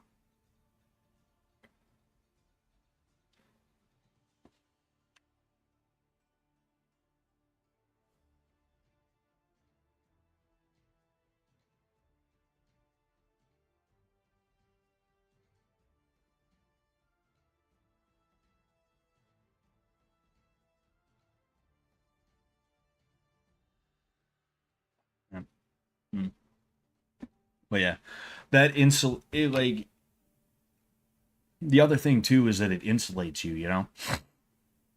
Like the reality with a lot of people who become ideological in that way is that they're doing it out of some semblance of hurt. They are upset about something. They feel that they have been rejected, therefore they're going to become what they either A have been told they are, or B what they have been told is the antithesis of the society that they're in, you know? And because of that, you have a lot of guys who they will become like hard right wingers and stuff like that, where again they'll be quoting like Hitler and you know other ideologues of that ilk. Um, and they have such an unhealthy view of the world and of politics and things like that that they literally become the caricature of everything bad instead of adopting a mindset because they think it's good. They're adopting it because it's bad and because they're trying their best to mess with people and things like that. Even if they think they 100% believe it at the time, that's really what it is. And that's why that dude that I talked about, who he, when I first met him, he was going through a phase where he was like, I cut off my black friends because I'm a national socialist now and I don't want black friends. uh like that's why he's trans now, is because he was just that was what it was. You know, he was rejected by society and he became something that he thought was going to piss off the people that rejected him, you know. There's an African proverb that goes, a boy denied the love of the village will burn it down to feel its warmth. And that's what a lot of these guys are doing, you know. And when you become that caricature, when you become that thing that people ostensibly know as the bad guy, whether you believe in it for the right reasons, quote unquote, or not, you're just giving them ammo to use against you to do harm to you and your standpoints and your belief system, you know. If there is a benevolence in what you believe, like a lot of people think there is, you need to live the benevolence of those beliefs, you know. Your beliefs should make you more worldly, right? It should make you appreciate the differences, um where there is appreciation to be had at the very least. And it should also make you appreciate yourself and your own culture as well. It shouldn't just be, oh, well, I say the N word now, you know? And when you're sitting there and you're like, oh, well, I don't have black friends because I'm a National Socialist now, it just makes you lame. Not because black people are inherently more cool or anything like that. Obviously, it's not that like weird thing that boomers believe, right? That's like a boomer thing, is the belief that like black people are cool and they can dance and all that shit, you know. Um, that the white man could learn a thing or two from those jive talking, smooth dancing, colored folk, right? That's like the boomer mindset. It's like really weird. But like not in that way, but it makes you into somebody that people don't want to be around, because every time you see a Jewish person, you have to be like, yeah, fucking yeah, Jews, yeah, you know. You can't have a normal conversation or actual like relationship with anybody who's not white, and even beyond that, anybody who is not also an ideologue like you, because most white people don't want to have to listen to that shit all the time, you know. This is a bar and we all just got off work. I don't want to listen to your fucking political nonsense, dude. Just let me drink my beer in peace and talk to whoever I want to talk to. I don't want to hear all about it, dude. Leave me alone. You know, that's the response that a lot of people give. You know, that's the response a lot of people will have, even if they don't say it. That's what they're thinking. And it puts you in a situation where you are incapable of having real relationships with anybody, and it makes you an island. And islands don't win culture wars, you know. One man cannot win the culture war, especially when that man is considered to be disgusting by everybody that he meets, or annoying, even by people who would be on his side if he would just shut his fucking mouth for 2 seconds. I.e., not to bring him up all the time, but like that's what I was talking about with Jay Dyer. That's what I was trying to say is look, like, don't be trying to punch right just because somebody is a Catholic. Like, just let Easter be Easter. Take it easy. Spread the love. All right. And you're going to find that there's going to be a lot more people who are willing to listen to you because you're not constantly being that guy who's at the bar, like, actually, dude, did you know that the Jews, you know? Or his version of that, which is to just harp all about how orthodoxy is the only true Christianity, and they don't recognize any. Oh, there it is, and they don't recognize anything that is not through their church. Like that's overall what I was trying to say to Jay Dyer. Oh, perfect, perfect, perfect. Uh, yeah. Scott, have you ever seen Falling Down? No, but I have to. That is definitely a movie that I should have watched by now. It's like They Live. I went through a movie watching phase and I watched They Live and it was a good movie. I liked it. I liked it quite a bit. Actually no, fuck that. I liked it quite a bit. It was a good movie.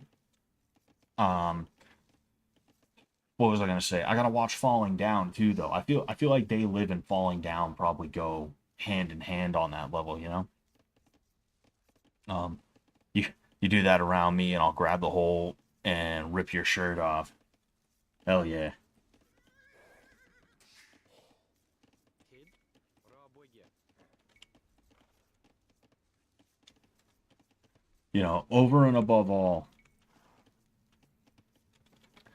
Over and above all, your ideology should affirm. It should be life affirming. Ah, you fucking bastard! Damn it! Ah, well, what you gonna do? Silly me. Anyway, um, I think I saw Falling Down in 2009. Very good movie. Yeah, and what was I saying? But your ideology should affirm life. Your ideology should be something that makes life worth living more. It should be something where when people hear it, or when people hear about it, right? Because and not that I'm giving National Socialists like tips and things like that, but if you say the word National Socialism around a lot of people, they're going to be like, ugh, right? But if you were to describe the ideology to somebody who was, oh, boy, I'm fucking up in the game right now. I am fucking up in the game. Silly me. I am probably going to lose. Yes, I am most certainly going to lose. Oh well, what you gonna do?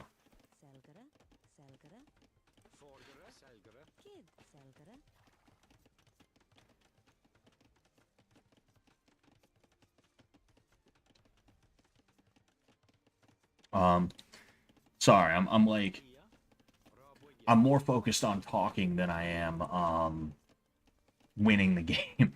I'm more focused on talking than I am winning the game, so because of that, I'm fucking up hard right now. Um, but yeah, like, it should be life affirming. It should be something that gives somebody the tools that they need to be able to live a better life than they were before, you know? And a lot of these political ideologies and things like that, they don't actually do that. That's just not how things work for them. Um, they're just ways for people to get caught up in impotence. They become impotent, um whether spiritually, intellectually, or anything like that. They just become completely and totally incapable of giving life to anything. And that is what your ideology should do. It should give life. It should give life. It should be something that improves. It should be benevolent and you need to live the benevolence of your ideals. And a lot of people simply don't do that, you know? I get that. I got this one friend who was constantly complaining about the Jews, blacks, leftists, and so on. Man, I just want to chill, bro. I don't want to hear about the Jews every day of every hour. Exactly. And I'm sure, there we go. And I'm sure you're not in a situation where you don't, on some level, kind of, sort of agree with him on something, right? Like even if you're not a racialist, like I'm sure you probably are not a fan of leftists too, right? Fuck, I'm about to get fucked up. I'm about to get fucked up, most likely. But it's Burgundians. Oh, fuck. Oh, damn it.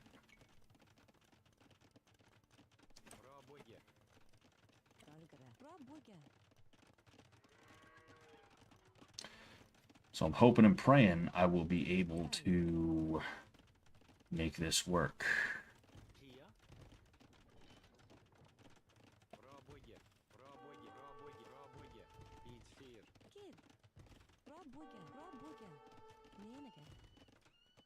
You get your asses in here, you fucking idiots.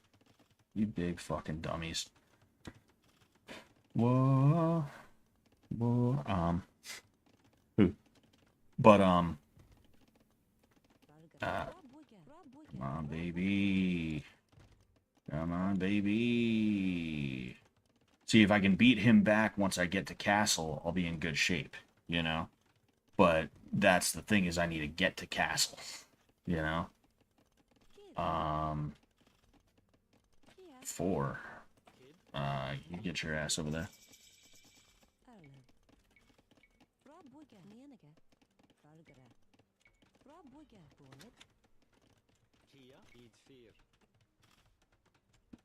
Um, who?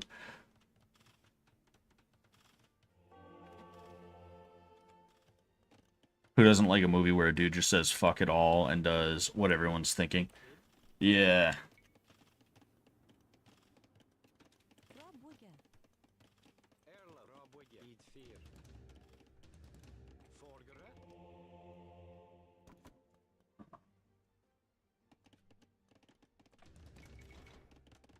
Damn it.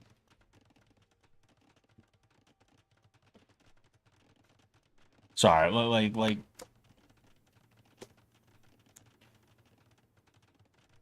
you guys know the deal by now. You guys know the deal by now. Most of you have been watching me for years at this point. Most of you that are here have been watching me for years at this point. You know I can't game and talk at the same time. You know that by now. It's just frustrating because it means so much.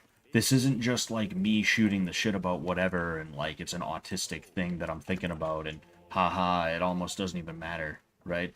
It's not that. It's literally like one of the most important things that I could say, that I have said, that I will ever say, you know? Um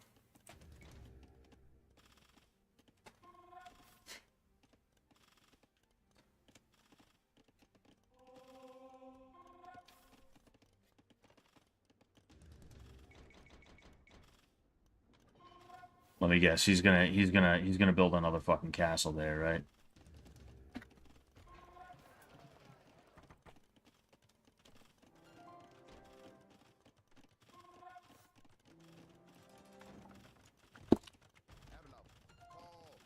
What a fucking idiot. What a dummy. What a fucking dummy. This thing's gonna get taken down.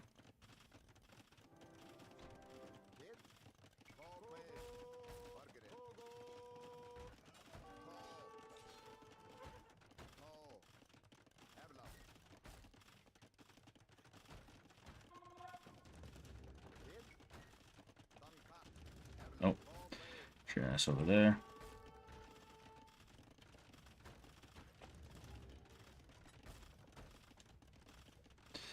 I don't know. This is like a 50-50. Like I might be able to do something with this. I might be able to. We'll see.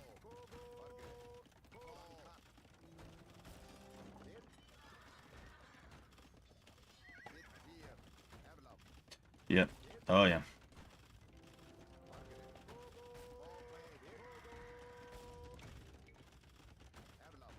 Yeah.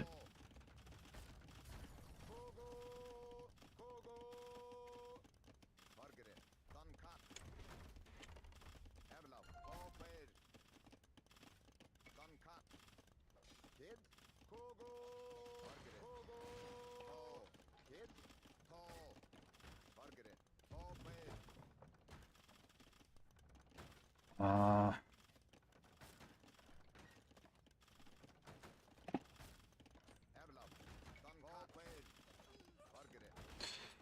yeah, not the best, but you know what?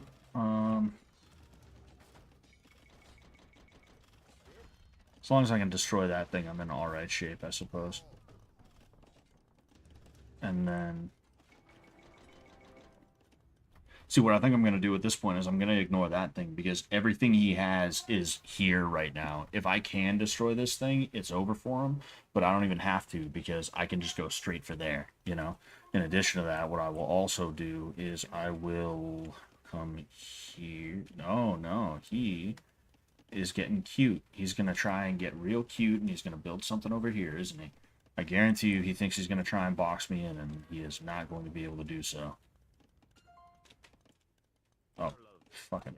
What am I, stupid?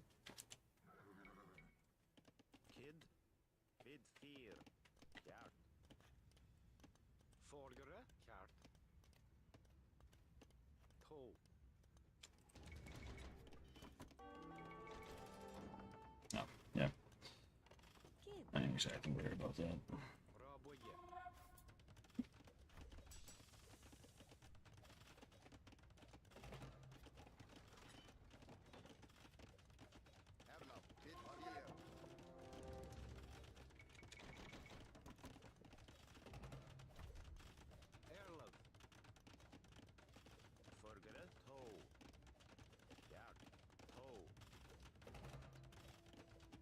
I want to see if I can turn one of those guys first.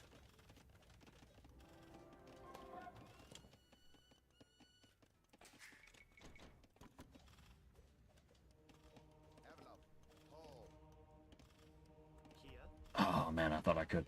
He isn't even trying to. Ooh, you know what? Fuck it. I'm gonna send him back there.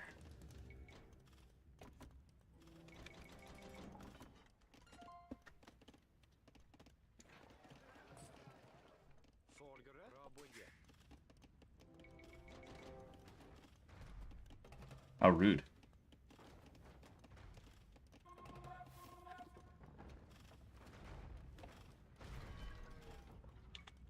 Oh, come on. Tell me I'm gonna get one of them.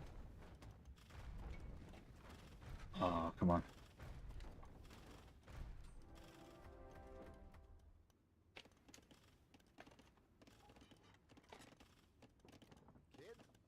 Alright.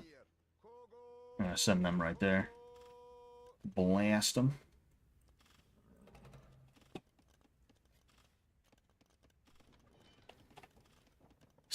Scott is a man, but he doesn't watch cartoons. I do like some cartoons, I'm not gonna lie. You know, I like, what do I like? Hold on. Oh, damn it. I like Duckman. You know, that's one I haven't watched in a while. I should probably rewatch it. Alright, let's see here. Bada boom, bada boom. See, what I'd like to do is try and build more castles, because more castles is going to keep me safe. So if I can just get... Oh, no, I don't have enough. Damn. Son of a gun. Oh, well, I'm going to have to take a chance here.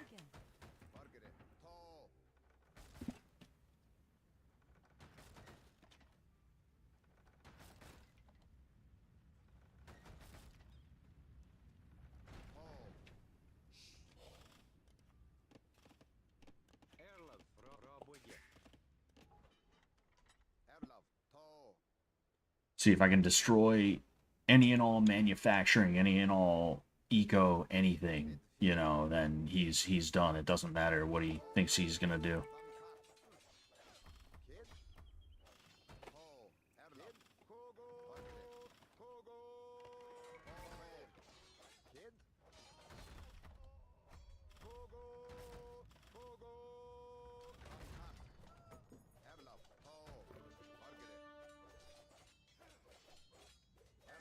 Oh, damn it. That's definitely not good that I'm, Alright, well...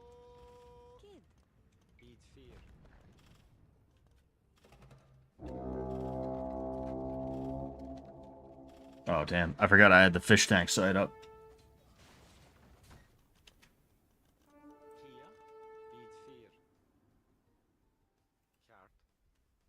You know what? I'd rather go here.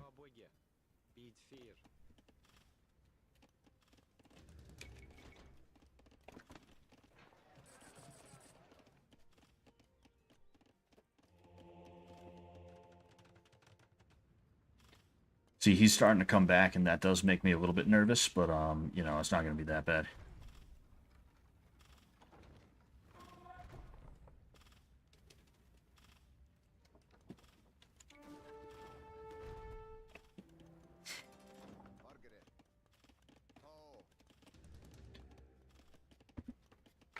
Ooh, yeah, you see the scores is what's making me nervous here. But what I'm gonna do is I'm actually gonna hold position for a second. I'm running on really, really, really low fucking everything right now, you know? Like destroying that TC was definitely good, but it was not as good as it should have been, you know? I'm gonna send these two forward just to try and distract them. And what I need to do is get up to 800 gold, which is gonna happen very soon. But like I said, I'm running on fumes here, you know.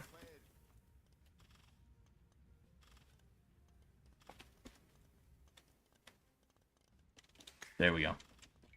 Alright, so I'm going up to Imperial Age right now. If I can hit Imp, I can take that thing down. I can take down a bunch of different things from him.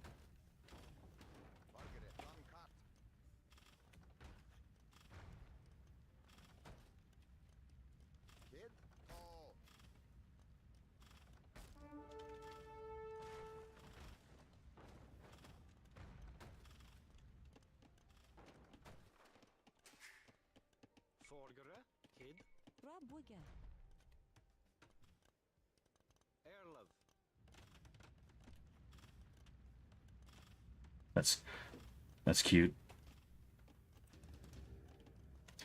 So as long as I can get to Imperial Age, it's not gonna matter what he does, you know. I did notice his score dropped just a little bit. He might be trying to get to Imp as well, which means I'm really gonna have to make sure that I once I get to Imp, I have enough to make at least a couple of trebs so I can knock that fucking castle down and then start, you know, plowing into him, you know, is what I really need to make sure of. You know what I'm gonna do? I'm gonna be able to cute myself here.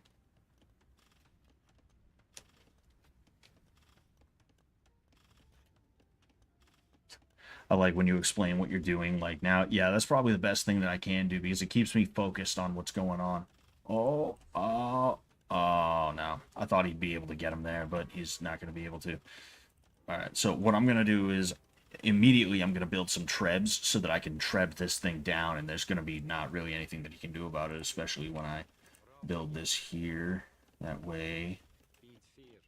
Actually, better yet, better yet, better yet. Alright.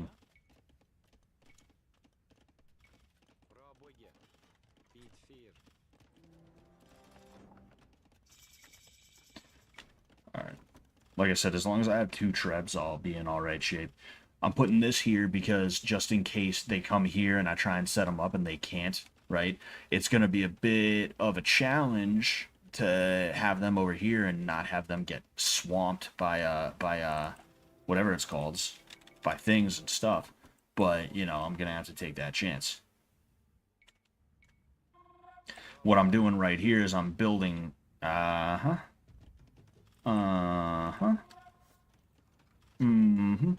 building castles specifically over points where there's gold or there's stone or there's something, you know? And I'm doing that so that I can get as much protection for these guys as they get everything that they try to get, you know? Yes. And he's not going to be able to get his shit done in time. Perfect. I'm not saying it's in the bag, but it's definitely not bad. And the fact that he's got his shit going back there is perfect representation of why, you know. Um, hmm, hmm. I'm gonna go ahead over to here.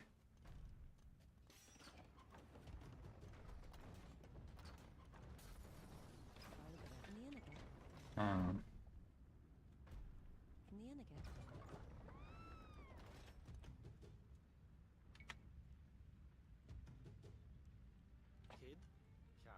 Actually, no. You get your asses over there. I don't want him to know that these guys here are. Oh, interesting. Okay.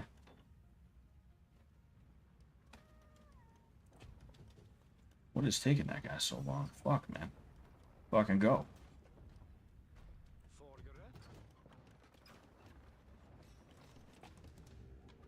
All right, perfect. As perfect as it's gonna get anyway. Okay.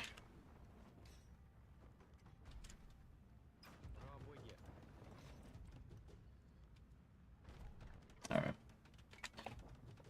Your dumb ass is over there. I've been watching Scott play this game for over a year, and I still don't know how to play LMAO. That's all right. Neither do I. I'm very lucky that he decided to pour everything he had into this, and I was able to. You see, like I'm using tactics that Taylor has told me about. Like you said, when somebody puts a castle right here, you wall behind it, and you boom. I'm not exactly booming here. It's that's not exactly what's happening, but um, I am, however, here. Um, yeah, you see, he's still dangerous. He's still dangerous. I got to be very careful. Um,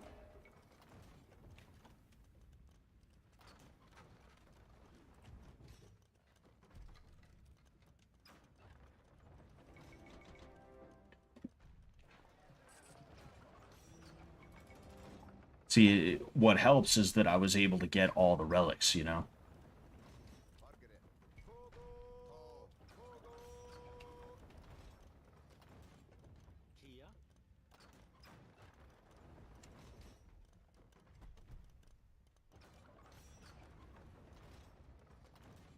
Ah, yes. See, what I have to be careful of, though, is I don't know if Burgundians have gunpowder. If Burgundians have gunpowder, then I'm actually kind of fucked. I might not be in good shape. I have to be very, very careful here.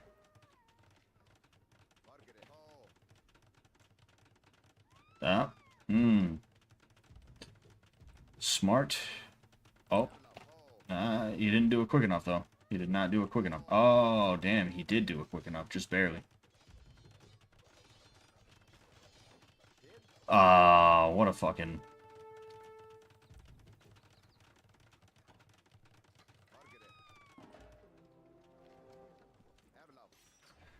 So basically what I have to do is try my best to nail that fucking thing. And then get in ASAP. The thing is, he has those. That's not good for me. That's really bad for me. Luckily for me right now, he's not behaving the way that he probably should with them. Because of that, I can chase him down.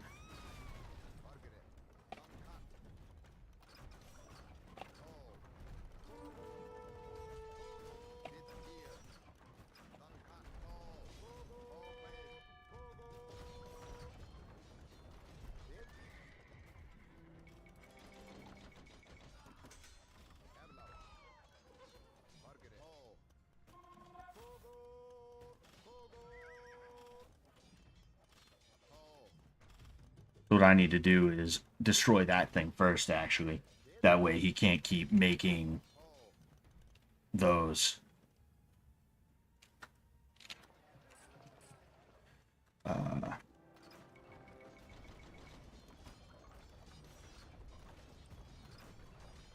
Alright, so yeah. I'm not exactly in what you would call good shape, but I'm not in bad shape either. Is what I would say. It could be going a lot worse given what he has at his disposal right now. Luckily these Woad Raiders are quick. Oh, that's not good, though. That's definitely not good.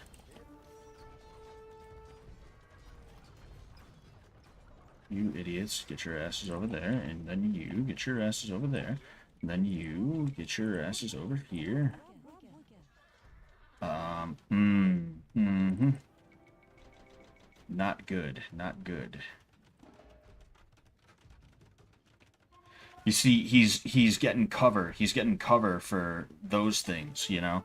And I need some really quick troops, but in addition to that, I also need to switch from Woad Raiders to the Spearman line, which that's going to take a second, as you can see, you know? Luckily for me, like I said, I have really good you know, I have a decent amount of fucking dummies. I have a decent amount of yeah, and you see this is where I'm being bottlenecked here right now, you know, but I've had to keep up this pressure so hard for a while now. It's been pretty much impossible for me to be able to do so without there being some kind of like foolish shit, you know?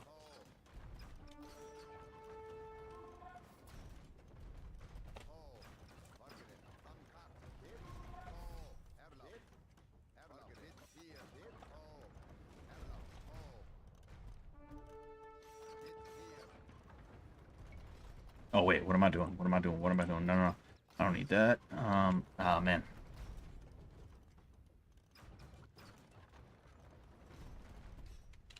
Hmm. Ooh, yeah, he's actually. Ooh, hmm.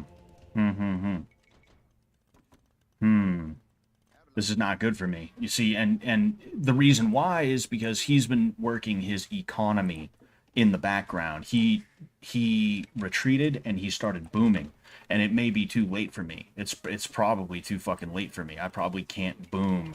I probably can't boom very well, you know. Uh,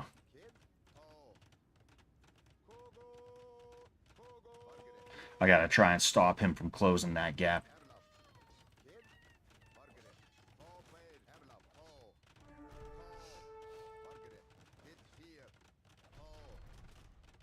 See, he doesn't like that very much, that's for sure. This is just a lame way of doing it though. Like he's just being fucking he's just being lame with it at this point. It's like, all right, bro, fucking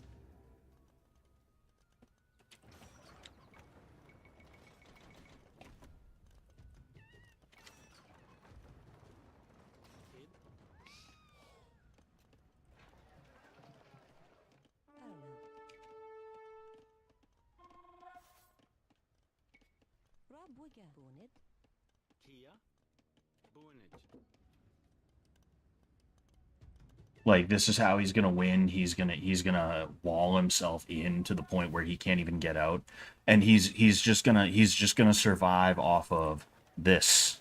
He's gonna survive off of market. It's like nah, bro. That's stupid. You're stupid for that. You know, fucking. That's a really dumbass way of winning.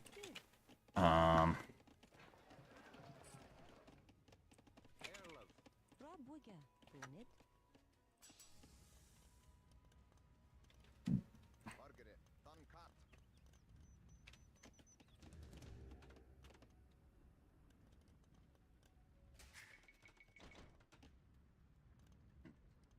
I just want to see if I can catch what's going on there.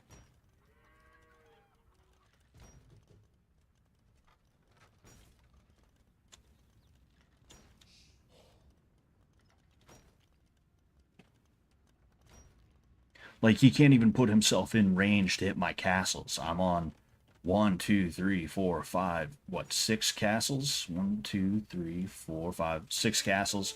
I'm gonna be on seven soon, you know, and it's like that's really that's how you're gonna do it. So you know what I'm gonna do instead? Actually, I need 800. First off, you two, one, two, three. If I can keep him pinned, it's not gonna matter what the score is. If he can't get out, it's not gonna matter that much what the score is.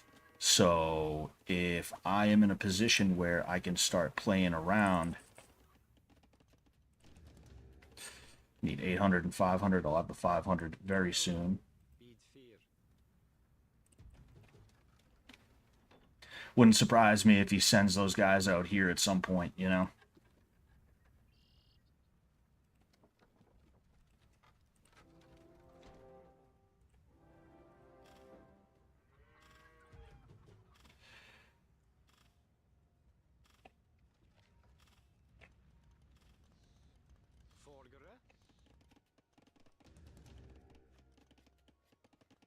If I can at least get Onager, I'll be in all right shape. I feel like I just need a little bit more food and gold.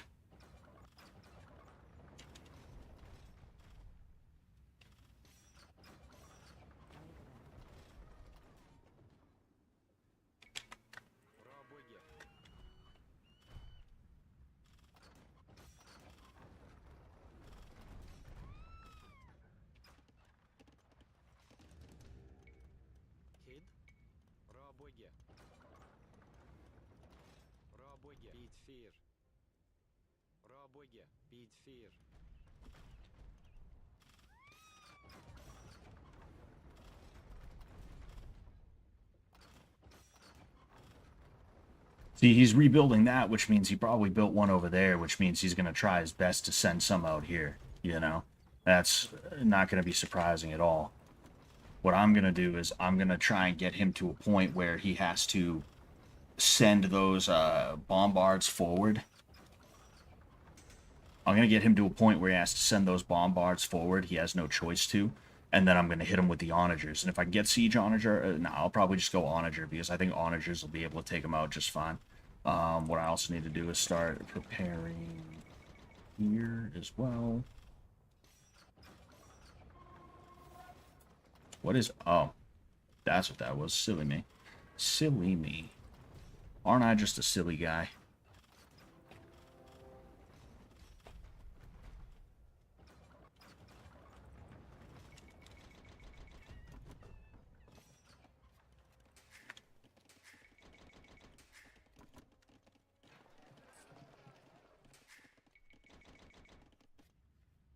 Yeah, like this dude is definitely. I mean, I've been buying stuff too. I've been buying stuff too, you know. But it would not surprise me one bit to find out he's been buying a lot more than I even have.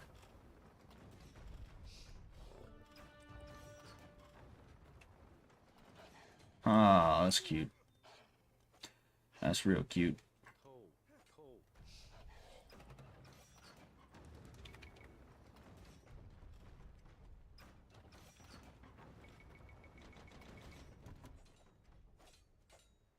Ah, that's also cute.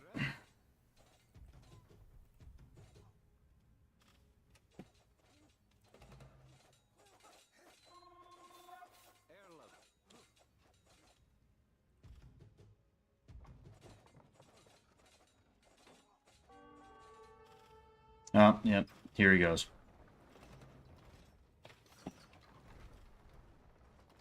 Again, it's just kind of a bullshit way to win. It's like, oh, you're gonna shack up in there and you're gonna fucking you're gonna survive off the market until I either get bored or until I get so sloppy from the boredom that I fucking come on, baby, knock him down, knock him down. Yeah, got a couple of them. Like he should not have that kind of unit composition. That's way too much gold for him to have, you know. But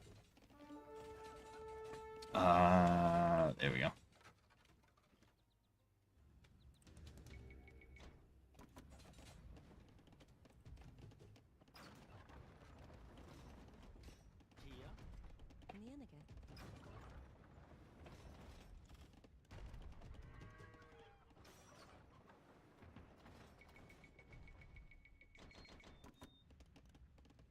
Yeah, you see, what it is economy. Like I did underestimate what he had here.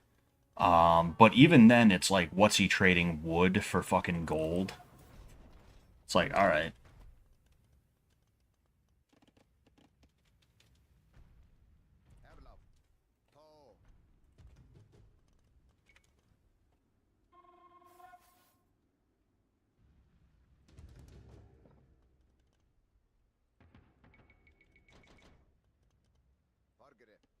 Fear. Tall.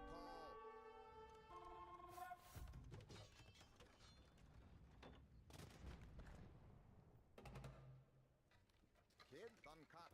Tall.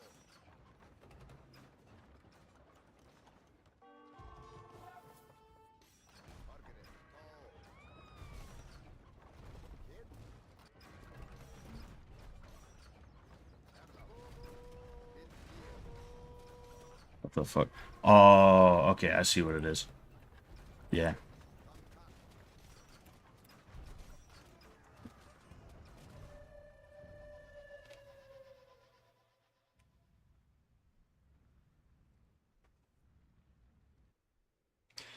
Yeah. Where the hell was he getting the gold though? Cuz like again, gold unit, gold unit, gold unit. Fucking how much gold does he have? Like I think it's huh? Say he's cheating, it makes you feel better, trust me. I don't think he's cheating. I just think it's like kind of gay to be like that sweaty about the game. Like even me, like in a game where I was like, okay, fine, I'll play this through even though he's starting to come back. It's like did you see me like you remember we played we you remember I played against that guy who was streaming on Kick and I figured I'd check in on him. We checked in on his stream and we caught him in a couple of games where literally he's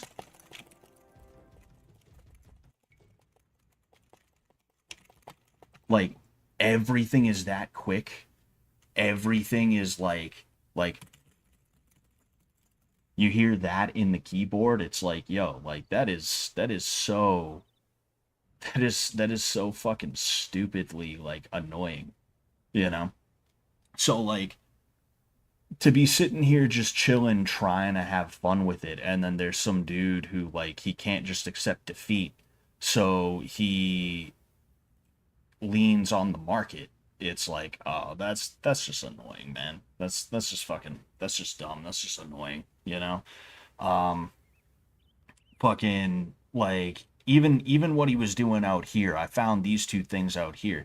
He didn't have anything going on. He had what some wood, and then what was he gonna try and use these for on the gold? It's like fucking a dude, you know. Um, True or false? As of March 3rd, 2023, Hamzat Chimaev would have beaten every sitting champion in the UFC. I don't remember who the champions in 2023 were. I couldn't say. I couldn't say. I do think Hamzat is a big hype job, though. If I'm being honest with you, you know. Yeah, like that's what I'm talking about. Is like getting people who are that annoying with it. Where like again, like this late in the game, I have you in here that this is where you can operate. I've taken every major gold deposit. I think they need to balance the game in a way that makes it impossible for you to have this unit makeup when you should be punished. You should be punished for being shoved into this corner. You know, you should not be able to have hand cannoneers and fucking Coustilier and as many trebuchets as this guy has. And I don't know why of course the market doesn't show you what the economy was, you know. Like you can say what you want about my eco. My eco was trash. I had 39 vills. That was not good on my part. That's why I didn't even bother is cuz it was like, okay, these guys are going to get me. What am I going to do? Try and stand up an economy? No, he's going to get me. That's what's going to happen, you know? And even if I could get him, like judging from this, there's a possibility I could have stood up just enough to be able to break into his base and cause mayhem. Even if I could, it was like again, like I was just getting bored of the game by that time. We'll play one more, just because I don't have work tomorrow. I have work the next day. That's my first day back to work, and you know we'll do our thing. Let's see this guy's stats though. Like, yeah, like he's not even that good. You know, he's fucking he's got like a 50%. He's he's played over 2,000 games, over 3,000 games. You know, and he still is only 33 and 27. It's like, that's not that great, you know. But again, it's not about talent, it's about sweatiness, you know? Sounds like to me you need to work on your eco. Gee, thanks. Thanks, iPhone Meet. I didn't just say that a second ago. Fucking. You sound like my wife trying to fucking backseat drive. Fucking. Yeah, like, I didn't work on my eco because I was trying to do early aggression. You can either do early aggression or you can have good eco. You can't do both. I've tried it before. I was on like a 10 game losing streak because I was like, okay, I'm going to do eco and push at the same time. And I'd get squashed because you have to go completely and totally into one of them. You can't go into both of them, you know? Fucking does this game get updates? Dude, this game gets new content added to it. They add new features and stuff like that. And that's the frustrating thing is that they care enough to add certain new features, but they don't give fucking Four Lakes. They don't give enough of a shit to fix some of the things that are broken about the game. You know, and that's what frustrates me about it is like there's a difference between get good and this guy's exploiting, you know? Being able to use a market this late into Imperial buying and selling shit to stack up an army of gold units, that's bullshit. At least at the very least when I have you boxed in and there's no way for you to get out, you know?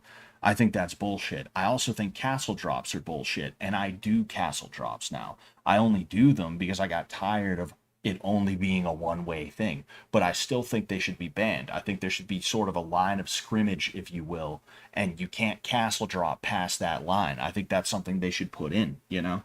I think they should protect the spirit of the game, which is your army got crushed, therefore you lose. Not I planted I planted a geez, what the fuck? Not not I planted a castle outside of your wall, therefore like you are now struggling. I just think it's bullshit, you know? Like there's so many things that are only halfway in this world today. There's so many things that like people utilize exploits and cheats and um they study rule sets because they're not that good at what they're doing, so they find a way to be Reddit about it. They find a way to be like, well, actually the rules say that you can do this so long as you only do it this much, like that type of shit, when clearly the rules were supposed to be like, oh,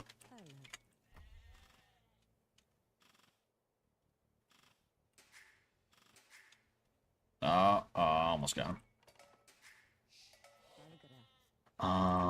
There we go. Yeah, chances are I'm gonna get early rushed, and like because I'm talking to you guys about the game, and I'm trying to play, I'm probably just gonna get fucked up. That's most likely what's gonna happen. I like the kamikaze wave strat. Like another thing, right? Another thing as well is that come on, what the fuck? What's this idiot doing? Another thing as well, I don't think you should be allowed to fight with what's it called, villagers. I don't think you should be allowed to. Oh, damn it!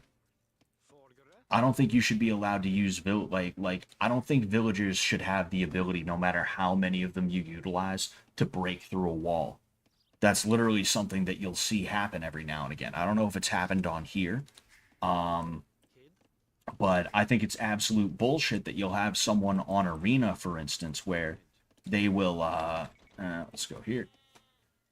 It's complete bullshit where you'll have someone on Arena who will pick a civ that has good towers, and the way they'll do it is they'll build a tower right outside in feudal age, mind you. This is fucking feudal age that we're talking about.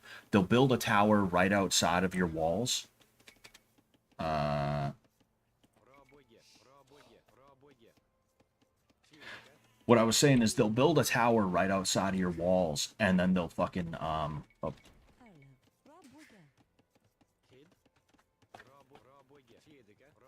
they'll build a tower right outside of your walls, and excuse me, they'll use the villagers to break through the wall, and then they'll build another tower. Like that's complete and total bullshit. You know, that should not be allowed. There has to be a certain amount of like realism, you know.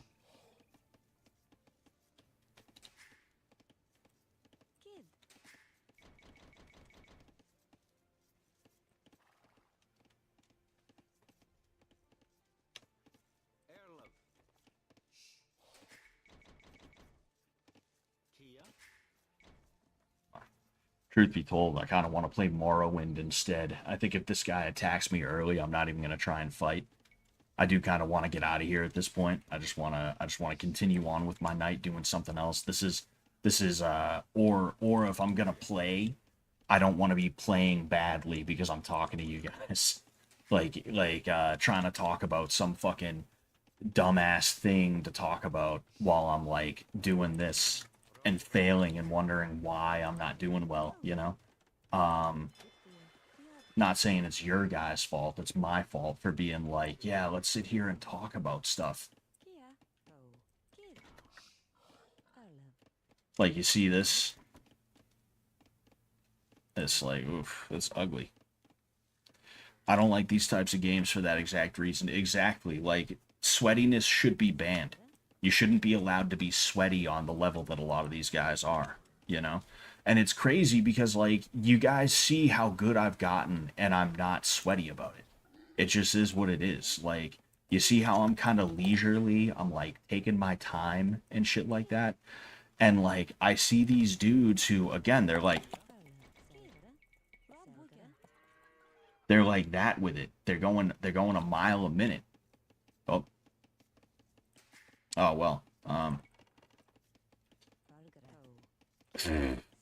Again, like I was saying, like these guys, they go a fucking mile a minute with their shit, and they're not even good. They're just fucking annoying. They suck ass, but they're going real fucking quick with it. And because of that, every now and again you get a guy who's like, "Aha, I'm gonna early." Yeah, dude, look at the score, bro. Look at the fucking score. I'm gonna let him attack me. I'm gonna let him attack me just to see what he's got coming. If it's archers or if it's gonna be something else, you know. But I am absolutely done for. There's no way in hell I am going to survive.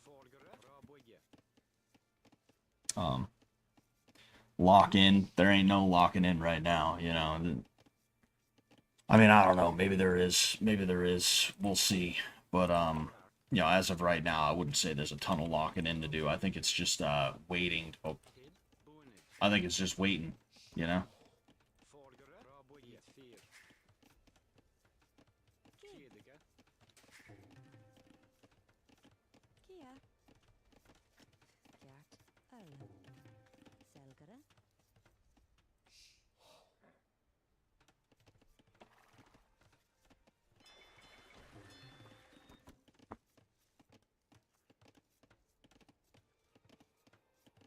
Oh,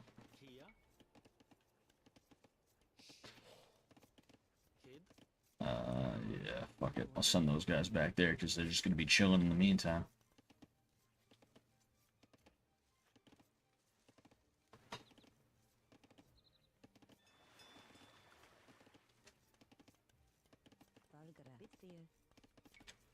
Honestly, man. Fuck it. I don't even want to wait for this guy to get back. I gotta nail these guys. I gotta knock them down, and plus this will add to the wall that I'm building. But yeah, like, uh, you know, I think the entire point of having rules is to protect the sanctity of whatever you're making the rules for, you know? That's why they exist. It's not just it's not because people like rules. Rules kind of suck sometimes. Like, yeah, it can be nice sometimes when you castle drop somebody and it works perfectly and you're like, yeah, I got him, woohoo, right? There is a thrill to that, but it also is just like, it's, you know, that when the guys who made this game were programming it, wow, this dude is surprisingly not, he is, he is surprisingly not, anyway, you know that the guys who programmed this game, they weren't, oh, there it is. They didn't program it thinking, ah, yes, we're gonna put in a game mode and people are gonna castle drop each other. They probably didn't even have a concept of that happening. They probably never in a million years thought that anything like that would ever happen.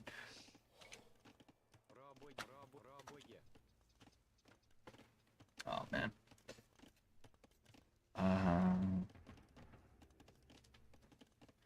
See, I could click up now, but I need, you know.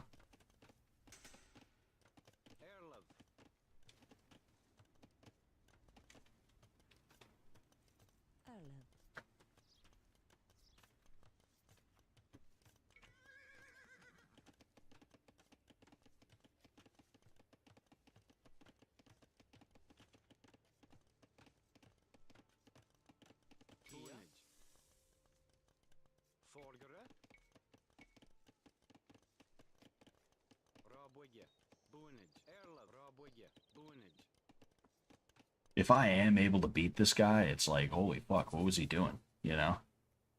Like, yeah, he's walling up, you know, he's got the right idea on that front.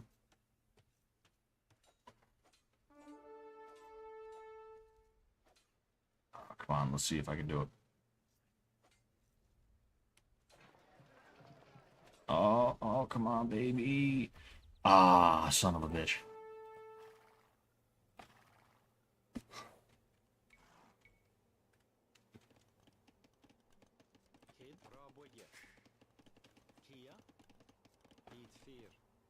Yeah, I don't know. I mean, I might be able to get him, but I might not be. You know, it seems like he's more focused on walling than any kind of early rush of any type, which is good for me, but again, I don't like the differences in score.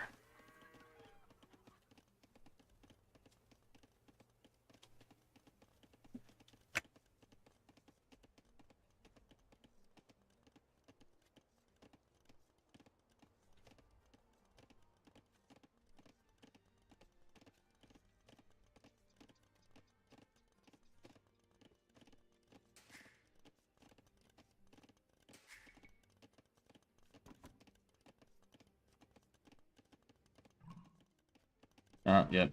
There we go.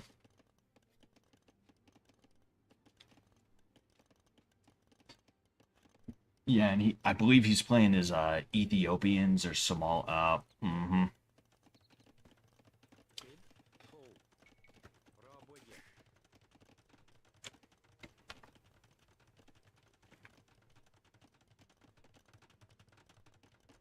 Yes, he's playing as Ethiopians, which are known for having a very good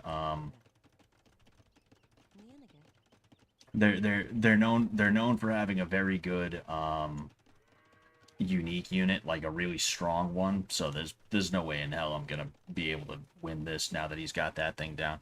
Just because I happen to have enough for that, I'm gonna say fuck it. You know? You see, like, again, like, this dude's building a TC right next to my gold so that he can take it. And this dude is about to start pumping out, I think they get Hodel Warriors or something like that. They get a really, really good, unique unit that is really, really hard to do anything to. So yeah, I mean, it's pretty much over for me. I'm done for. You know, it just ain't working out, you know? I suppose I could try my best to go here and then there, but it's just, like I said, it's not going to work, you know?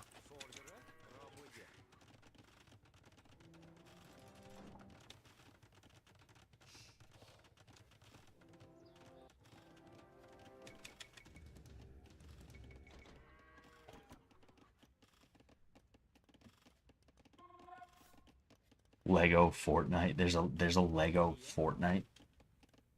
Arlo. Kia, Nienige. Erlaf, to, Margaret, to, Paid. Erlaf, to.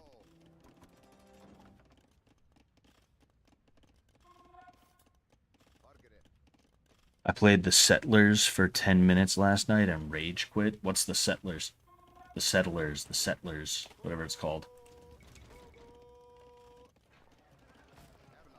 bid fear, I see those. Yeah, those fucking Shodal warriors are no joke. Margaret, to, bid fear, Erlaf, to. Margaret, Duncat. Kid, Erlaf, Paid, Margaret. Kid, Margaret, Duncat. Kid, to. I'm surprised I'm actually doing well, you know? You retain your current knowledge. What are you talking about, David Hideo? Current knowledge about what? Duncat.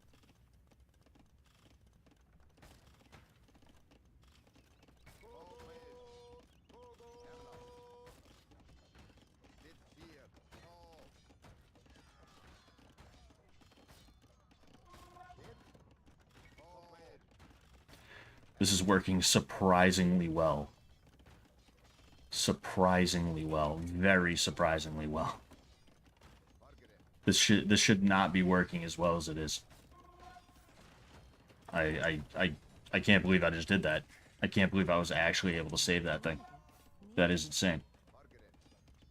Kid, go.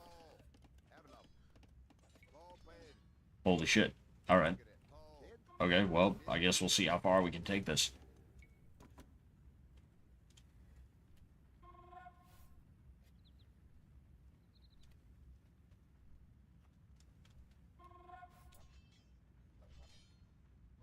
Erlaf. To. Bargara. Bar, Athenwiga. Kia. Nienige. To.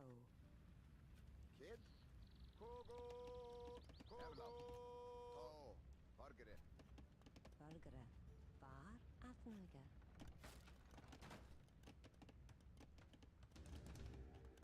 Kid.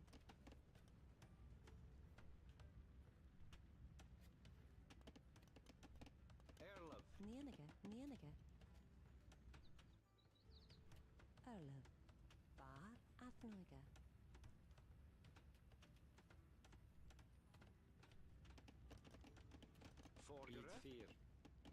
Bargara. Kid. Kjart. Bitfear. Excuse me. Nienige. Kia. Rabwiga. Erlaf. To. Arlo. I seriously can't believe this is working out for me.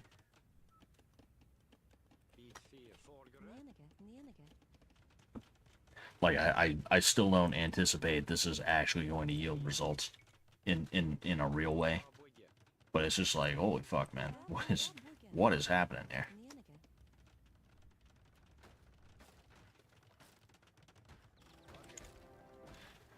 I hate it when I'm walking around and someone erects a whole building in a couple of seconds and totally annihilates me. Exactly.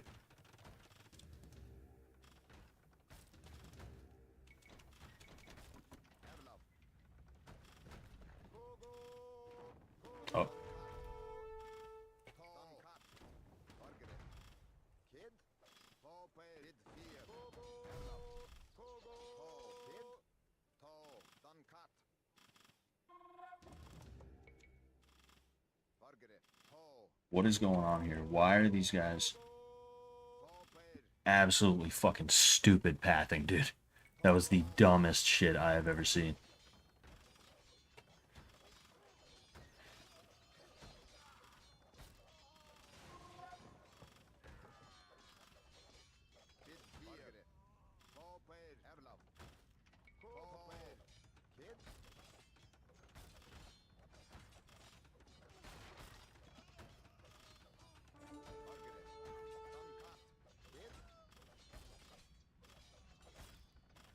Okay.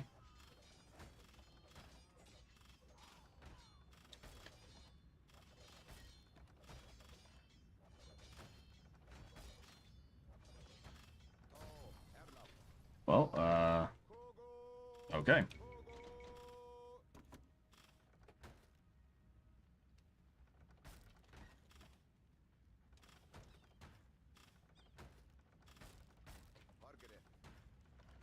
AoE is exactly like Fortnite. It's the Fortnite of the 90s.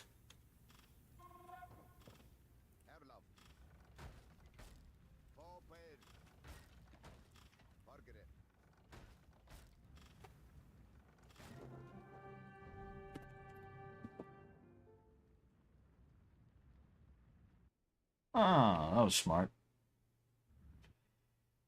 Again, that was the fucking dumbest victory. That was that was the dumbest victory that I could have gotten, and yet I was able to get it. You know. All right. But yeah, like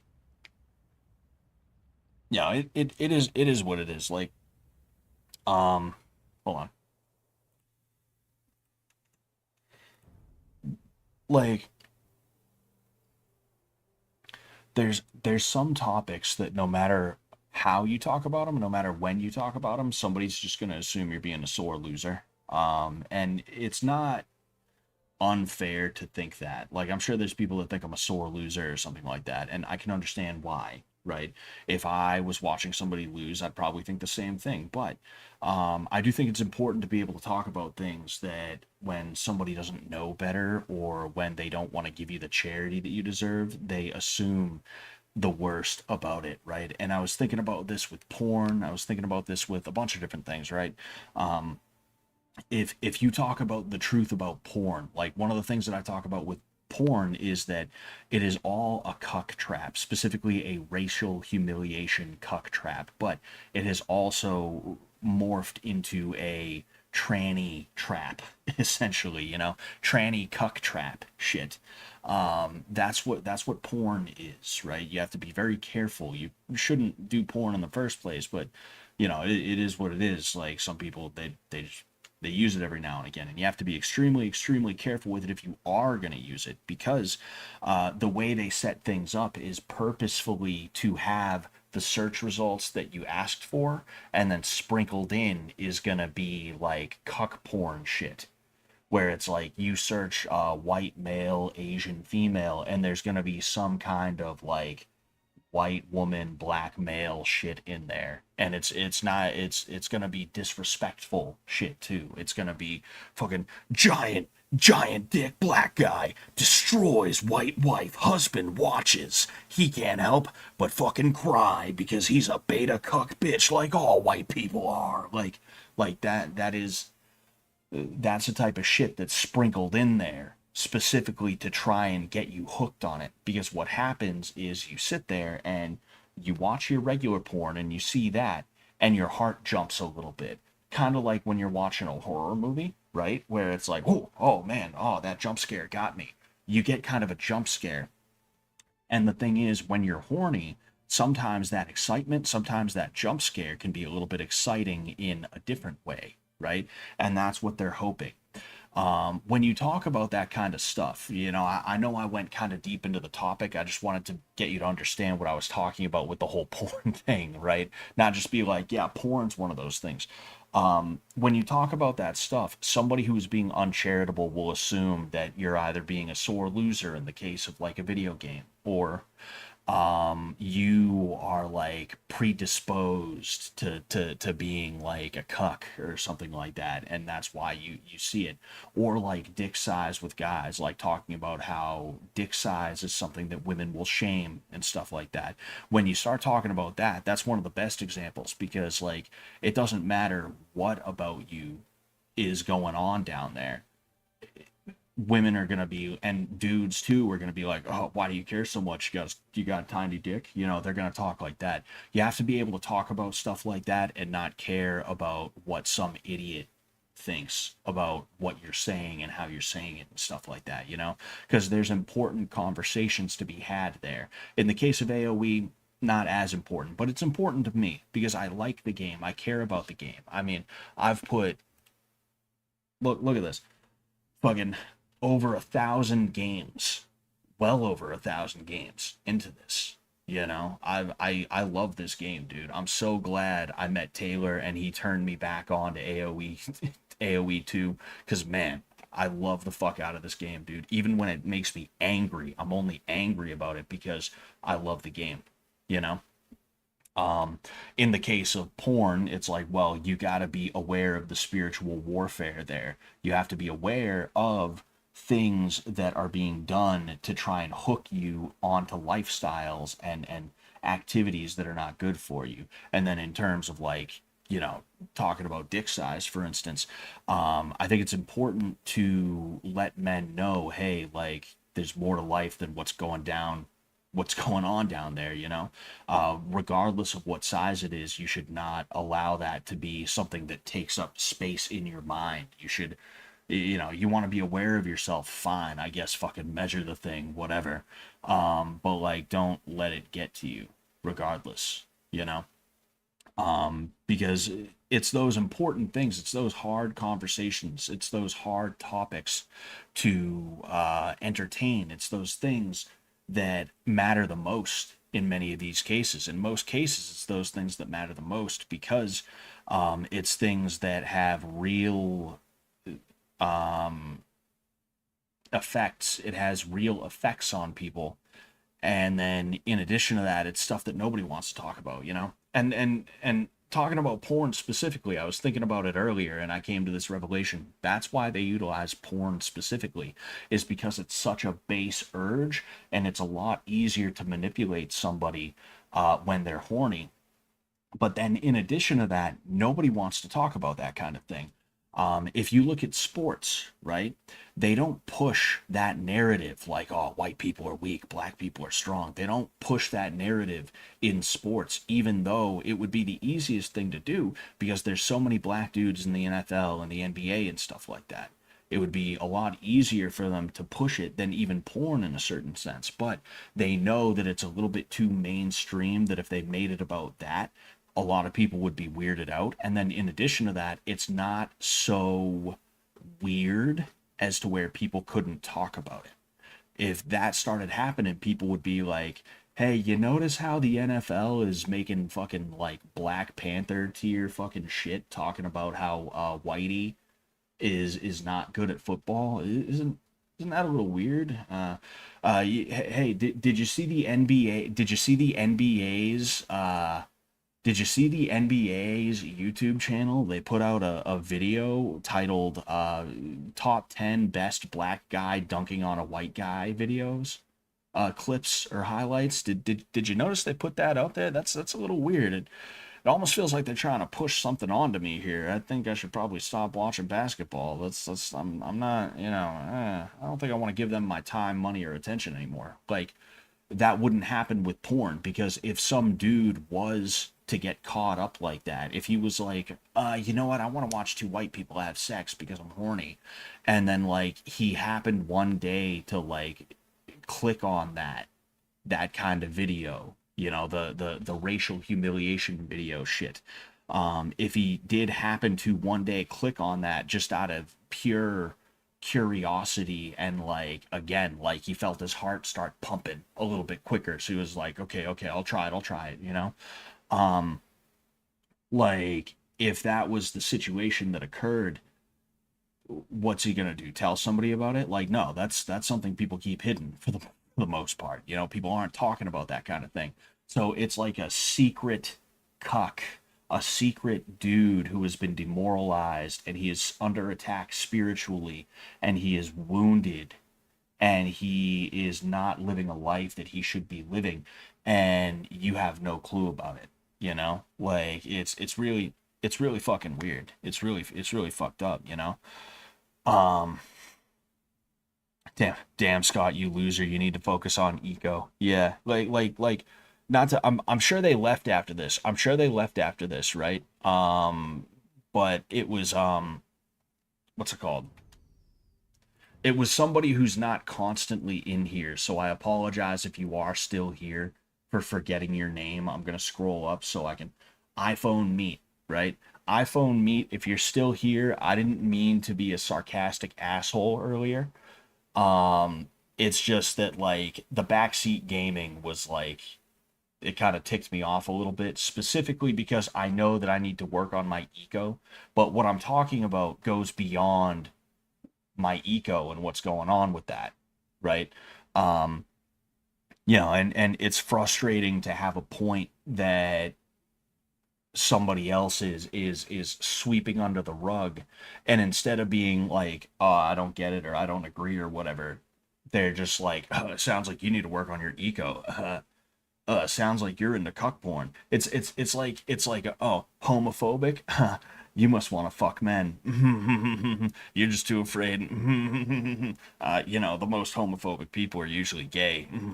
It's like that tier of logic where it's like you can't separate success from a conceptual or a theoretical conversation, you know? And it's just frustrating, you know? Oh, excuse me. Are we getting the talk because Joe advertised his OF? Actually, I'm hoping you guys will subscribe to his OF because I'm getting a commission. I'm helping him sell. Oh, duh. There we go. Sorry, just looking around. I'm the next Andrew Tate, says Joe Butt Slasher. Man, to combat porn, I realize I have a full-time job and I need money. Yeah. Oh boy. Fucking, we should go back to burying titty mag stashes in the woods. Yeah, probably. Probably. That was probably a little bit better, all things considered. It was probably a little bit better that way, back when it was just pictures in a magazine. Yeah.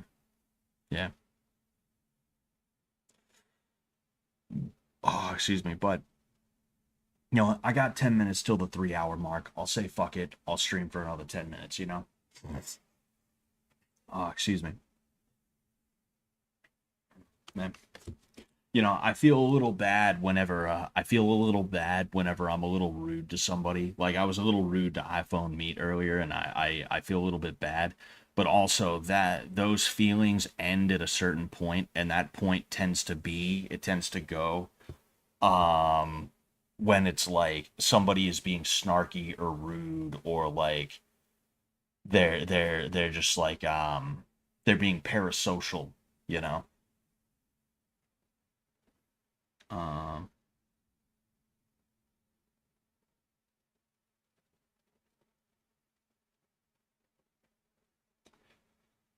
oh man.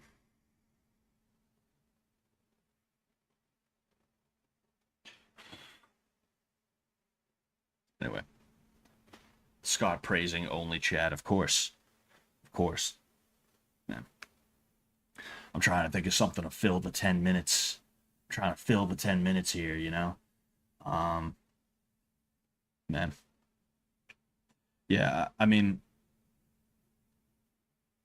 it's frustrating, and a lot of it, like you need question, how many haircuts do you think you have left in the tank? As many as I fucking feel like, you know? Fucking only on the internet do people pay that close attention to your looks. Like I've never looked at somebody in real life and been like, they're going bald. It's like, what do I care? There's something about the internet. There's something about the internet that makes people like they just do that when other people look at them, Anyway, or not when other people look at them, when they see you. There's something about the internet where people are like, oh, I need to pore over this guy's appearance, and I need to make comments. It's just fucking weird. It's fucking gay. But anyway, like you need to be able to have conversations on the level that like feminists have them, right? And I don't mean like crying, like, oh, I'm here for you conversations, but like you need theory. You need to have theory. You need to break things down, and you need to understand them on a level where, like, the way women talk about housework, right? Like the way feminist women will talk about the women, like the way feminists talk about unpaid labor. They'll be like, look, women work full-time jobs, and then a lot of the time they go home and they are expected to do the housework, and that's unpaid labor. And in order to combat that unpaid labor, it's important for women to do this and that and this and that. Like as annoying as it may feel, because as men we have been taught to just be like, ah, whatever, who cares, whatever, who cares, whatever, who cares. You have to think about things that deeply at times. You have to understand these things, you know. It's not just a deep thinker's like path or mode of being or whatever. You have to think about things on that level too, because the fact that you're not thinking about it on that level means that you're not realizing just how deep it all goes like that, you know. Like a lot of people will talk about, because like porn is one of the big things where like I see that spiritual warfare, where I think about that spiritual warfare, right? And with porn, right?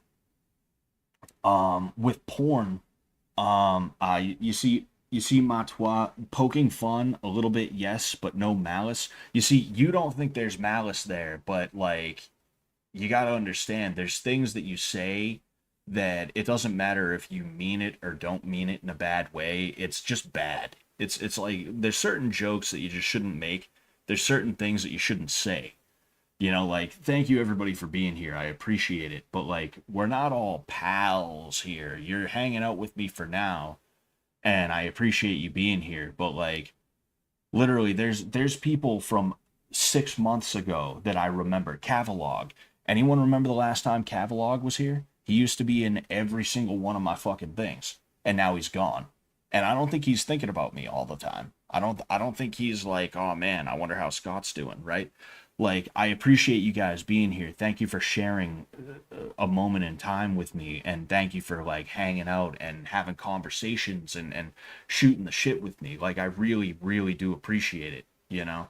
I don't want to drive you away by being rude or anything like that, but like, that's one thing that annoys me about, like, again, like the fish tank community, for instance, right? Like, part of the, like, I've seen people say why they don't like me, and it's like, they're like, oh dude, fucking, he can't take a joke. The second you say one thing about him, he's pissed off. And it's like, what are people saying about me? Oh, you're going fucking bald, you fucking bitch. It's like shit like that, which I keep forgetting the fish tank side is open. Which, like, I'm not saying that's how you said it, right? Matua, right? I'm not saying that's how you said it. But like, it's an example of some of the things that people fucking say, and then when I'm like, ah, go fuck yourself. When I have like a bad reaction, they're like, whoa, dude, take a fucking joke. And then they run off to like Reddit, and they all of a sudden they're like, he fucking sucks, he can't take a joke. And it's like, they're like, come in here to be like, you fucking suck at MMA. The thing that matters most to you in the world besides your family, you fucking suck at it. You're a piece of shit. You're awful. And then when I'm like, dude, shut the fuck up and get out of here. You don't know anything. They run off, and they're like, he can't take a fucking joke, dude. Like, the crying into the keyboard, like, he can't take a fucking joke. All the fish on the show, they get fucked with relentlessly, but the second you say one thing about Scott, he's like flipping out at you. It's like, fucking get out of here. Get the fuck out of here, you know. Again, like, I'm not angry at you, Matua. You know, thank you for being here. Thank you for being here. I hope you come back. You know. You've been active in the chat, and I appreciate that. That's why I do these, is because I want to be able to talk to people in the chat, right? But like, I'm just explaining myself, you know, as to why sometimes I'm like, dude, shut up to something, you know. What was I saying before that though? Fuck, what was I saying before that? Oh, Sliding your fiver to keep our friendship. thank you. Well, thank you, Joe Butt Slasher. You don't have to pay me for that. You don't have to pay me for that, sir, but I do appreciate it. Thank you very much for the fiver, man. Thank you. Um, fuck. I have ticks. You guys know this by now, and my ticks change. Sometimes it's the eyebrows, sometimes it's other things, and it's just fucking annoying the ticks, But anyway, I was finishing a point about porn or something like that. I was talking about how women have this thing where it's like, they think about things on a level that men have a hard time doing that unless they fancy themselves to be a deep thinker. Like me, I think about things very deeply. That's why I'm able to fill 3 hours of a live stream with fucking like constant talking and stuff like that. It's because I'm always thinking about shit and deconstructing it and putting it back together and analyzing and analyzing and all that other stuff. But if you're not doing that, then it's like someone throwing punches at you and you not throwing your hands up to try and deflect them. Um, fuck, what was I saying? What was I saying other than that? We as men, we have a habit of being like, nah, it's whatever, who cares? I don't care. Whatever, who cares? It doesn't matter. It doesn't matter, bro. Who cares? I don't care. Um, and like that's not always a good thing, you know. You need to be able to recognize the spiritual attacks, and you need to realize why they're bad, and you need to be able to take a step back from them. Um, any book recommendations? Revolt Against the Modern World by Julius Evola. I want to see something here. I want to see something.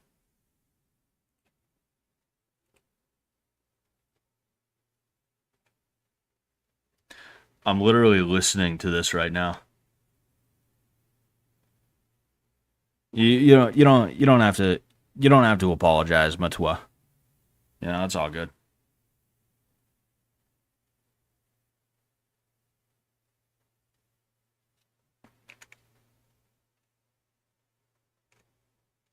I'm literally trying to pick up where I left off by listening to the stream because I have the stream in front of me right now as a it's hold on.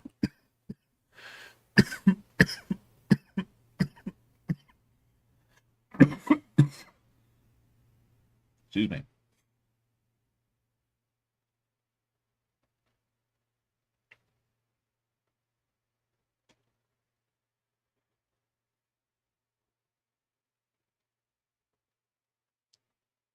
It's coming.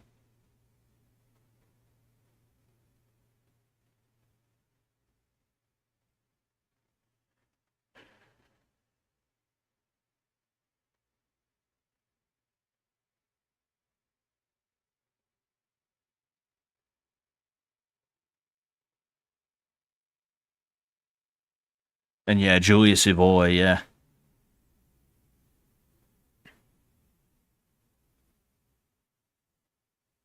Uh, oh yeah, yeah, yeah, yeah. You see what I was saying, right? People understand why porn is bad, but they don't understand how porn is targeted to try and make you into a cuckold or into a trans person or something like that. Like they don't understand how they don't understand how it is done, right? It's like social media. Social media, they have engineers that will curate content based around what they think is going to make a certain archetype of person keep scrolling. So they're showing you things that they think are going to get you to stop for at least 1 to 3 seconds and then continue watching and then keep on scrolling, right? That's what social media does. They reward for high emotions, whether it's happiness, cuteness, anger, especially something like anger, because anger makes you want to fix the problem, which means you're going to have to stick around and deal with the problem. And porn sites have the same kind of idea going on. again, where it's like the recommendations that they're giving you. That's the way that they get you. It's not that you're like it's not that you're like watching porn and then one day you're like, you know what, maybe I should try tranny porn. You know, everybody has talked about, dude, I'm just sitting here, my dick's hard, I'm on Pornhub and I see what looks like a fucking underage girl. Like tons of people have fucking like they've literally said like some shit like that. And it's like it's basically pedo bait. It's like a girl who's like 18, 19, and she's purposefully dressed young. And like there's dudes that are like, yeah, dude, you know, and like I wouldn't be into that sort of thing, but I was just really horny and I was jacking off, and as soon as I came, I was like, oh dude, what did I just do?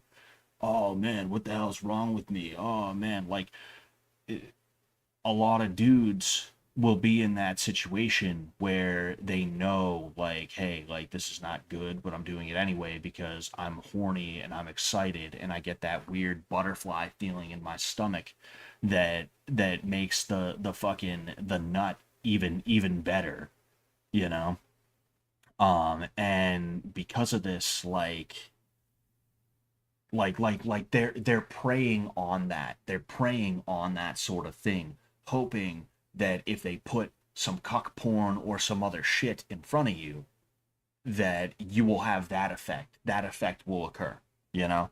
Um, you're still a pedo, basically, fucking, you know, you're doing that sort of thing to a girl who, yeah, sure, she's over 18, but she's purposefully trying to look much younger than 18. Yeah, I'd say that qualifies.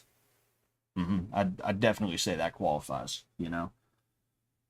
What if the porn is animated? I think that's just as bad, and in some cases even worse, you know, because it hardwires your brain to be into things that you're not ever going to be able to actually get, you know.